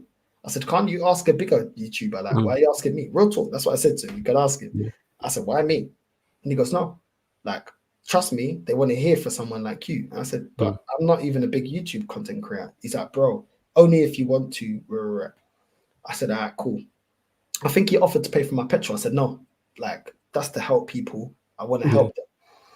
That was something that was humbling. Like, I got up there, I said my opinion, people were laughing when I was talking about the channel. And I was Yeah, talking because I think he's cracking jaw. I know. I could imagine it. Yeah. yeah, I was saying. Mhm. And then I felt that day I did something good. Like I felt like because after it, like there was different basically this was before the last Top Boy, because somebody was next to me that was and he was the guy. Do you remember the guy that said to Sully, "I'm sorry, Sully, I'm sorry"? Yeah, and then Sully got the guys from the van. He beeped his horn, got the guys from the van, opened the door, and took him away and killed him off. What was he called? Oh, the black guy. Yeah, I know who you're talking about. I can't remember the name. The black guy though, who was close to Jack. Yeah. I forgot his name. He Yeah. lied for Jax. Yeah, Yeah, he Kieran. lied for Jax. Yeah, Kieran, that's his name. Yeah. I met him before Top Boy was out, and he told me Okay. he's going to star in Top Boy, and he was up there with me. I had him. I had somebody else that's got like a clothing company. I said, "What am I doing?" I felt out of place. I felt like these people were pretty established. Like, what am I doing here? Like, I just run my mouth online. So I was like, "Bro, this guy is mad humble, mad humble." Yeah. And then Dej after he's like, "Bro, I appreciate you doing this for the kids and stuff like that. Like, rare, like the fact that you even said yes. This is why me and Deji are close." Yeah. And then I spoke to that guy and I said to him, "Yo, you're gonna smash it. You're gonna smash it." He's like, "Yeah, we're filming Top Boy." And I said, "Big up to him." After that, some people came up to me asking me about certain things. I'm like, this guy starred in Top Boy. Why are you chatting to me? I didn't understand it. Do you know what I'm saying? And it's crazy, bro. Like after that, I was like, "Deji, I'm gonna help you. I'm gonna help you so much, as much as I can." And I kept plugging Deji stuff. And then one time, he got to meet Lee through me. Lee even told him, he's like, "Yo, you can smash it. Like other than expressions, you could be the next one up there in Tottenham, because the Tottenham content creators, there's not a lot that are as funny as Deji. Like this expression, That's funny. He's funnier than everyone, Expressions. Yeah, Expressions is just, like ridiculous. GOAT. You know what I'm saying? But Expressions isn't live every day. So you could fill in the gaps, pause. You know what I mean? You can fill in the gaps, bro. People started seeing how funny Deji was, bro. Deji was hilarious, bro. This guy's hilarious. Yeah, Deji is mad funny. Yeah, I've been on streams with Deji. Deji's funny. Bro. Oh, that guy's a superstar. That guy, I'm telling you, is a superstar, bro. And he's everything. Like Lee was giving him advice in front of me. Deji was like this. Oh yeah, just writing everything down. Student of the game. I was like, bro, like this guy's like really honest, bro. As soon as that conversation ended, this guy's been uploading every day. Big up to Deji, bro. That's my guy. Do you know what I'm saying? And then after that, we went into the Euros, and then me and Lee, out of nothing, started clashing against like Portugal and Spain. I don't remember. Yeah, man. I remember those streams. Yeah, I remember. 100%. Bro, I remember. I can't lie. The banter, because I started cooking him when because he was back in Romania when Romania got knocked out. I put in the title 1 down, 1 to go. You know, Lee's petty, innit? Yeah, you know what he's like. You both petty. Yeah, you both petty. Both petty. Lee made a thumbnail of me looking like a gal with the mud, looking like I'm building the Egyptian pyramid, bro. I swear down, bro. Oh my days, bro. This guy with the thumbnail, and it was Dave that flipping hunchback of Notre Dame, putting the battery in Lee, I'm saying, bro, this guy was cooked. I was so angry. My whole chat, was just lighting up with like, "No side, have you seen Lee's thumbnail? But he's cooking you. I said, "Why is he making me a thumbnail?" I just put a title. And to be fair, I was playing like a Romanian song called Bulgaria, and I was just dancing, like I was dancing in Romania getting knocked out. Bro, this guy, the thumbnail, bro, my chat for the rest of that stream, bro, I was getting cooked. So then I put a thumbnail of Lee, and you know he always does like and all that type of stuff. So I put him as Lee Jenner, and I put him with the Willstone Raider and called him Costa del Raider. You know what I'm saying? And I put his face on the Willstone Raider. And then I put like different clips of like non-Spanish people speaking Spanish because he was back in Spain. Like different parodies and stuff like that. And bro, he cooked me, I cooked him. bro, but it was friendly. Do you know what I'm saying? It wasn't. Yeah, man, of course, man. It was two brethren. You know what I'm saying? Running jokes. That's what it was. Each chat kept saying snitching. Like my chat was snitching on Lee, his chat was snitching on me, and it was like boom, boom, boom, bro. I was like, bro, it was crazy, bro. Then he put like a picture of like my face on Cristiano Ronaldo crying. I was so angry, bro. I swear that I was so angry. I was like, bro, I spent my whole lunch here just looking at how to clip this guy. I respect it. You was like, I need to get my get back. Without doubt. Without doubt.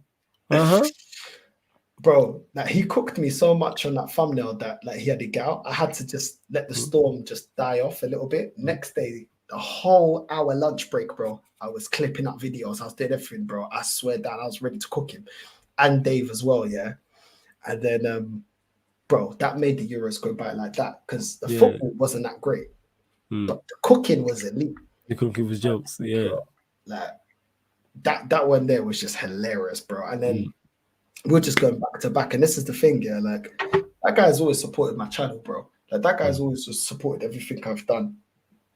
Lee doesn't get enough respect for how many young streamers, how many newcomers he supports, how many people he plugs, no matter how big your channel is, he'll come up, he'll appear, he'll spend time after doing 8 hours, 9 hours, 10-hour streams. Like he'll still, bro, I'm telling you, bro, like that guy, yeah, is one of the nicest people, yeah, I've ever met in my life, bro. Like this guy opens up his house to me and everything, bro. This guy helped me every step of the way. This guy believed in me when I had 50 subs, bro. 50 subs, bro. I wasn't even confident, like nowhere near to this level in front of camera. It's mad, bro. It's mad. I love that, man. I love that. Shout out to Gunner and his facts. Gunner's helped me as well. So big up to Gunner. And he's literally been a name you've consistently mentioned from the beginning all the way throughout the story and to the end as well. So the Euros is over. You're then back, the season starting back. Obviously not even halfway through, couple months through the season as well. Still making content, still cooking people also. So what's the future? 2 questions. What's the future plans for you as an individual, like as a content creator? And what's the future plans for your channel as well? Short term, medium term, and long term. Future plans is to go full time.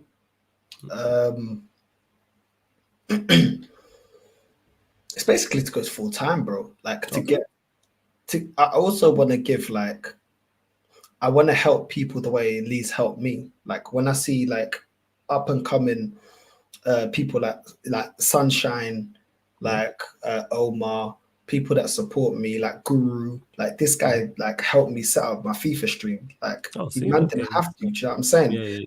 School, jumping on my live, like for me to do like a watch along for Benfica, like Strasbourg Steve doing a watch along for Benfica. Like, bro, I'm telling you, like I appreciate everyone, bro. Even the people that just watch, don't comment, don't interact, just hit the like button. Like everyone. So I just want to like, with my success, I want to help. Like I want to help people. And the thing is like, I wanted to help Fuad that I mentioned earlier. He said he's got commitments. That's the only reason why. It's not just people that have my opinion, but people that are honest football fans. Do you know what I'm saying?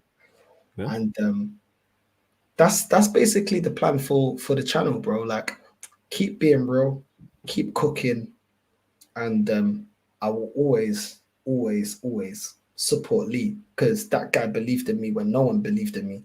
Do you know what I'm saying? Like, you know, big up to Never a Foul for giving me the exposure. But the person, let's just keep it 100.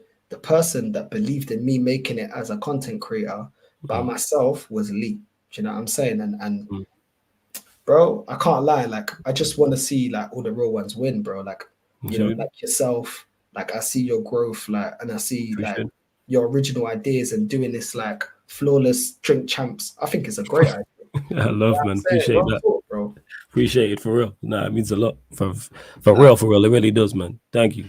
Ideas keep coming up. Like now, I'm doing FIFA. I'm doing FIFA content, and people seem to enjoy it. Like that I didn't expect that. Like I did career. No, it's like, oh yeah, I was there. I was in the chat. I was backing you. You know what I'm saying? These lot were hating, but I was backing you. I said my hashtag my gaffer, but these lot were hating. But this is what I'm saying. Like, you know, you're doing this series that I think was absolutely needed to celebrate content creators, not just me. Like I've been enjoying this series from when you were doing like the legends. You know what I'm saying? Yeah. Up If I until say now, so. you're doing Judgeable, you're doing Dan, you're doing Mods, you're doing everybody else. And I think you're the perfect guy to do it because you got a good relationship with everyone. Like I couldn't do this. Like I had to be a flawless to do this. I can't do this. I can't unite everyone. You know what I'm saying? I get I'm exactly the what you're wrong guy saying. to do this. Like I can't Yeah. do this. Do you know what I mean? Nah, I hear you. Nah, for true. I like for those I mentioned it. Of course, the series will carry on. I got one more tomorrow. But make sure you check out the one 5-6 months ago where I had Gunner was on there, and many of us did. Rants did one, Troops did one, for example, Matisse, Carefree, Lewis G. List goes on. There's a playlist for it on the channel as well. That was the Sarcasm City TV specials, the gold. You know what I'm saying? These ones the second wave, but we're gonna come back here and do this with Northside when he's at 50K, 100K. And we'll lift them. We'll leave off from 2024, 110%. But it's right to give you your flowers. That's what this show's all about. You mentioned repeatedly during how you receive criticism and trolls and people chatting rubbish, etc., etc. It's like, nah, man, we're gonna give people their flowers, including and thoroughly deserved. Say one of the best content creators, period. Point blank, period. One of the go-to guys that people look for Arsenal content and other content too. And that's why Gunnar could have easily selected anyone and be like, oh, such and such. But nah, he's seeing how cold you was and was like, oh yeah, this guy's got all the potential in the world. And that's why Gunnar works with you, that works with you regularly. You know what I'm saying? Daily basis, every day that ends in Y. You know how many people reach out to Gunnar? Like, so yeah, that's testament to how good you are on Northside. Anything else in regards to future plans outside? I know we mentioned full time. Anything else?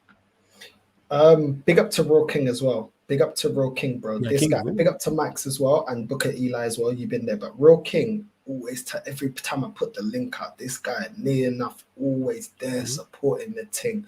Big up to this guy. His story is so sad as well. His backstory and his real life. Big up to you, bro. Like real talk, yeah. You gave me motivation. But the thing is, it's like to answer your question. I just want to do more shows. I feel like I don't want people to have the perception that Northside doesn't want to collab with people because I don't want to help others grow. Like it's not that. I do like the people that know I rate them. You know, Don Hassan gets me on a show with LB. I'd like to repay that as well and get him on. Yourself to get you on. And we're gonna sort it out. Yeah, bro, like everybody that I support and I respect, you know what I'm saying? I want to get them on. I understand everyone's got their thing. Everybody's trying to grind and get their paper up, and I hear it, and get their subs up and grow their team. But it's never from a, like, that's the one main thing I want to work on, like collaborating with people. I swear down, I want to collaborate with people more because I feel like I collab with the chat and that will never stop. I always want the chat to have their say, but I'm putting the link out. I always put the link out and I don't know who's going to jump on. It's funny that all these people I cook never take the link and jump on the chat. Never. Hey, make it at what you will, people. Make of that what you will. But people like Flawless, you know what I'm saying, that I truly respect. And even when we went Carnival, like I got to know you more. I got to know certain friends you had around me. None of my friends wanted to come Carnival. You know what I'm saying?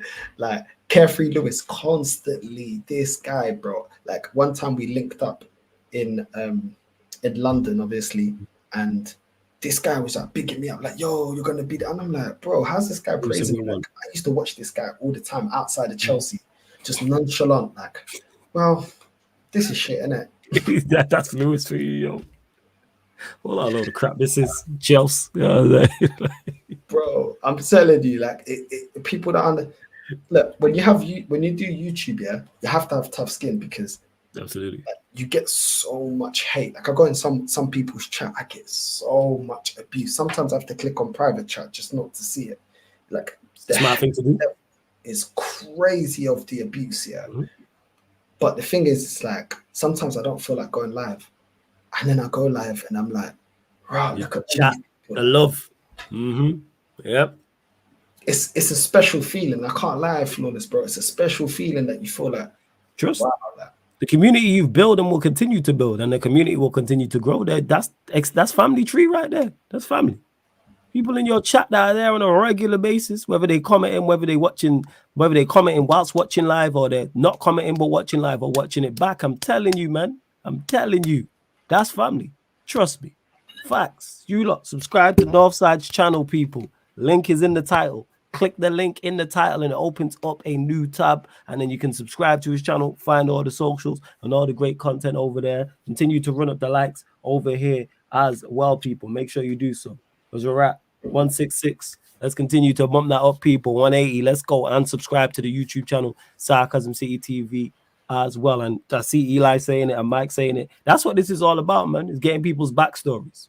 That's it for them as content creators. Forget, let's put the clubs to the side. Let's put managers and players to the side and all of that, and results and what your club should win and whether the manager should be, all of that. Let's get to know the content creator and their journey. And that's what these are all about. And give people their flowers. That's what this is all about. And also, you deserve it. And you're going to continue to grow in this space. Facts. And continue to go clear. And big up to Omar says, big up Flawless on Northside. What show? Mike says it's always interesting to hear people's backstories. You're not going to get this content anywhere else. Mike's big up to you. You lot make sure you subscribe to Mike's channel as well. Eli says these shows are instrumental, in my opinion, as it shines a light on people and shows people a different side that they don't normally show. Facts. You get to know how they got here and what makes them tick and thought process. Love to sunshine every single time. Always supporting. Any final words, Northside, before we do indeed close out?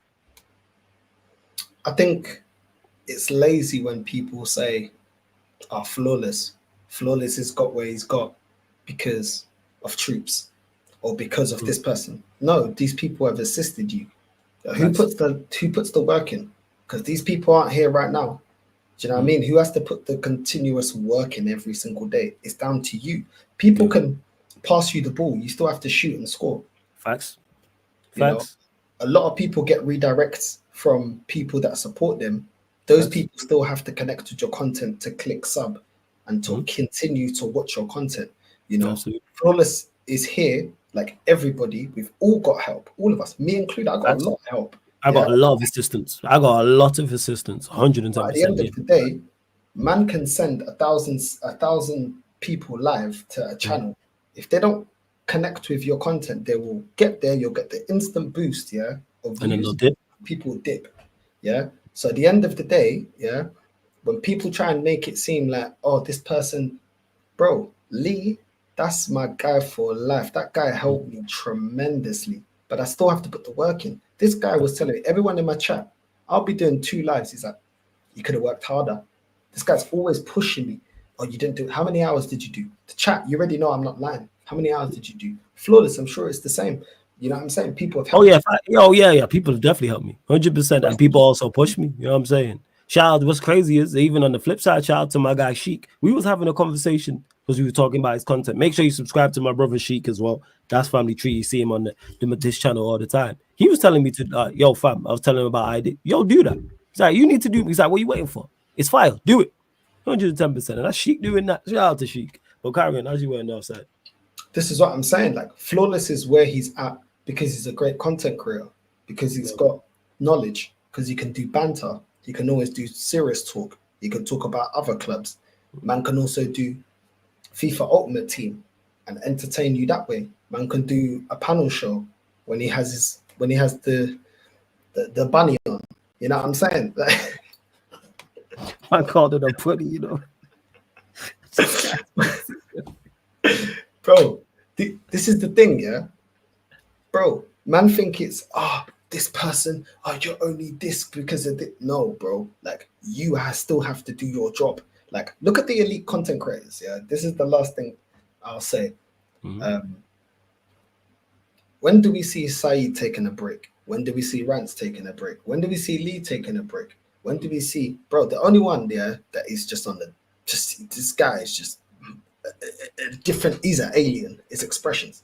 He's the only one that doesn't have to stream every day. Everybody else, no matter how much you rate them, these guys, are streaming every day. And the biggest content creators are streaming the most. They're streaming the most, bro. Of course, if you're doing it full time, it's easier. But at the same time, to get to where they got to get to, these men had a full-time job. Rance, I've heard him talk about it. He was a PT. Do you know what I'm saying? And still doing content. Lee was doing his job. Do you know what I'm saying? Door-to-door sales. Saeed was a teacher. These men have already been where we've been through. That's why I never give myself an excuse to be like, oh, well, you know. No. These men have been in my position where they're working a job and doing the content. It ain't easy. There's sacrifice. Do you know how many times I don't even know if Flawless is life like that. I know there's times he can't link up with the man because he's got to work on the channel. Can't go to certain birthdays because he's got to work. Can't see if he knows if he's with someone, regardless of what type of situation it is. Can't see that person because he's got to work. No sacrifice. No. Can't even get a trim sometimes because he got to work. Look at me now. Yeah, that's it. Yo, look at that beard now. Hair's a mess still. I need to get my hair done, yo. Long process. Bro, I'll be looking like a single mum at times on the with my bun there, like. I said a six. Sometimes that's why I put either a hat on, or I just put the school cap on because I'm like, yeah, look at the beard. You lot can see. Like, I'm gonna get a trim shortly because there's a show coming up next week. But other than that, it's time to get to it because people don't realize it's like even when you're not working, you're still working in regards to all the extra stuff. Light bulb, how many times has Northside said in the stream? How many times have you said it? Light bulb moment. And this idea, going to bed thinking about content. All right, what am I doing tomorrow? What am I doing the day after? Who do I have to shout at night to see who's available for tomorrow and the day after, etc. Thumbnails, new ideas, new shows, etc., etc. Like 100%. And between that, y'all got to eat. That's why you lot see me on here just eating. I've not ate all day at times. I'm sure it's the same for you, Northside. That's where, yo, the whole day is gone, you've not eaten. So, all right, let me end it and get something to eat. Yeah, 100%. You got graft. You do. Without doubt, man. That's true. When Saeed hit 100K, I remember the thing he kept saying, you got to work hard, bro. He kept saying, yeah, I worked hard, bro. I had to work hard. There's no magical thing like work hard, bro. Do you know what I'm saying? Man just kept saying about working hard. Lee as well, work hard, work hard. Man set up a second channel. Man's working double the shift. Do you know what I'm saying? And it's like, honestly, I look forward to hearing your special on Second Wave. I look forward to it because I want to hear why you are the way that you are, why you have this kind of mentality, why you're fixated on, nah, this is going to work, why you believe in yourself so much, why you're so committed to your channel. And people, listen, if you support Flawless, which you should, remember the sacrifices here that you may not realize man is making to consistently be here providing content for you guys. Honestly, yeah, there are days that I don't feel like talking to anyone. Bro, before this content thing, bro, there were days where I'd be in my bedroom, yeah, when I live with my mum. I don't want to speak to no one, bro. Yeah. Do you know what I'm saying? Like, man need to appreciate people like Flawless. No, I'm not even talking about myself. People like Flawless, people like Monts, all these people, bro, that continuously put out content that can entertain us, bro. Because every time you have an entertainment, there's something that they're going through. There might be a personal thing, a family thing, anything, bro. Man don't know what man's going through. You know when people say, oh, you're being negative or you're angry. Bro, do you know what's going on in man's personal life? No clue. But man's still dedicated and putting that behind them. Do you know how many arguments you may have with family or your partner or stuff? I've had it. I've had an argument with her. I have to click on live. Flawless, I don't want to do the live, bro. Yeah, I get you. I've been there. Sometimes I don't want to do the live simply because I'm just tired. I just don't want to talk about the topic of conversation that's coming up. But guess what? I look at it like you lot are here, so I'm going to be here. That's exactly always my mindset. And you know what's crazy? For me, every time I felt that way, during the stream and after the stream, I felt better because my chat be cracking me up. My chat cracked me up consistently, daily. Anytime there's a joke, the chat add to the joke. 110%. The chat add to, like, I'll be busting up about certain, and the chat will add. You was on the stream when the United Arsenal show, when Tony was talking about Kai Havertz. Look at the chat. The chat had me busting up for it. Was funny what he said. Justice. The chat added to it justice for Kai, and the chat was like, no justice. Couldn't stop laughing. I know that. I couldn't stop because they just kept adding to it consistently. Those, I know a lot of you lot who were there that was on that live stream. You lot had me rolling. That's why I couldn't get over it, because the joke was done, but you lot just kept adding and adding and adding and adding. And I was like, yeah, just all. And it wasn't like it was one or two people. It was the entire chat. It was the entire chat, yo. I'm just seeing different bars, multiple. Everyone got 8 bars for this tune. Everyone got a verse, man. Everyone was ready to cook. And that's my chat all the time. Salute to you lot, man. Real ones. Have you got the clip of that, Flawless? Yeah. I've got the clip. Yeah. I'll send you the clip. Yeah.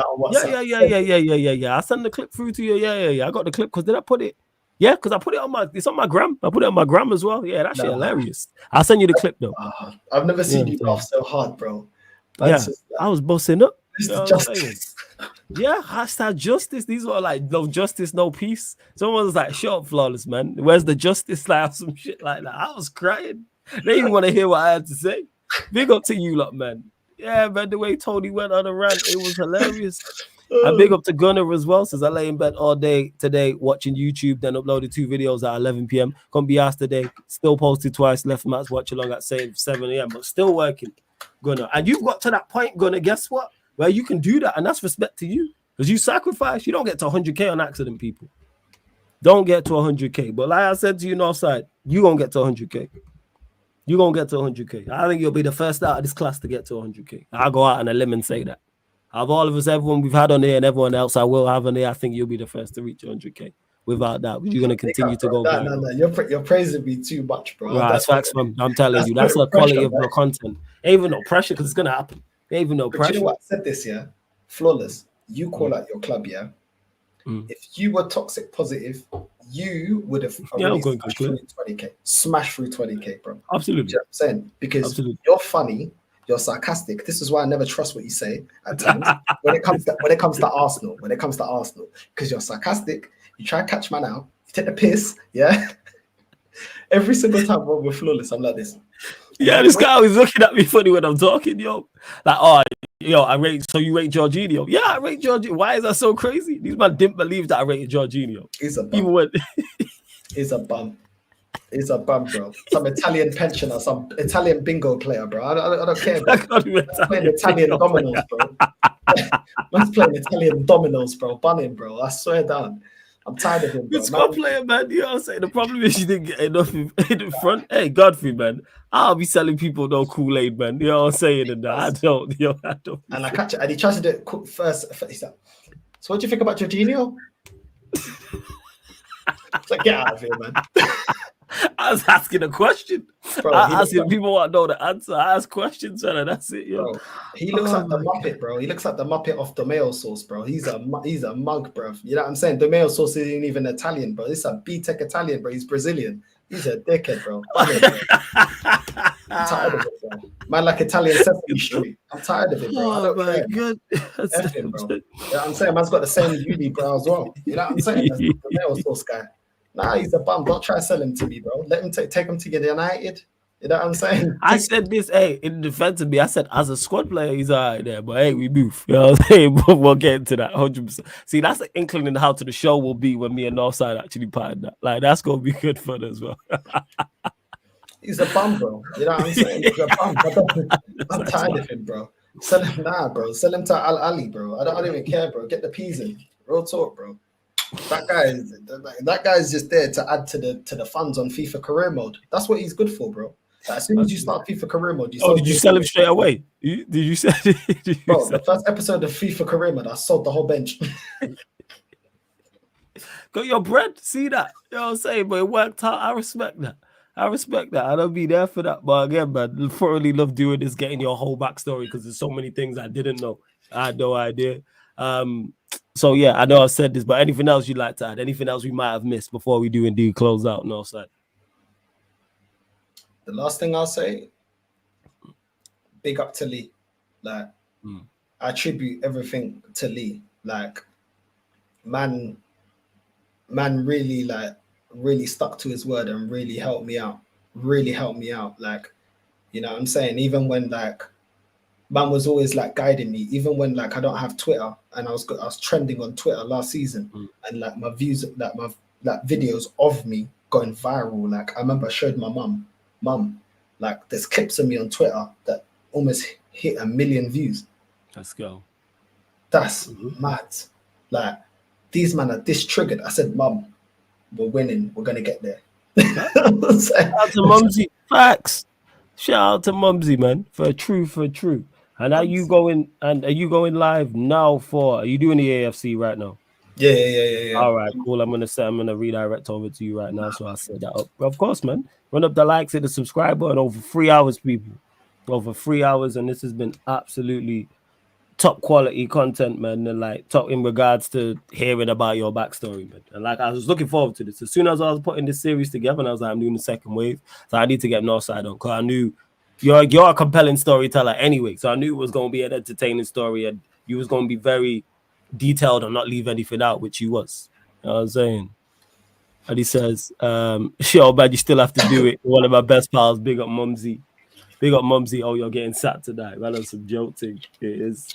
Yeah, I see it there. So I'm literally going to redirect. So that's what we're going to do, people. We're going to redirect over to Northside. Run up the likes, though. Hit the subscribe button. Don't forget, this edition of Sarcasm City Second Wave, this one with Northside, all the others are available on all audio platforms as well. So Spotify, iTunes, SoundCloud, etc., etc. Make sure you get over to Northside. We're going to redirect over there.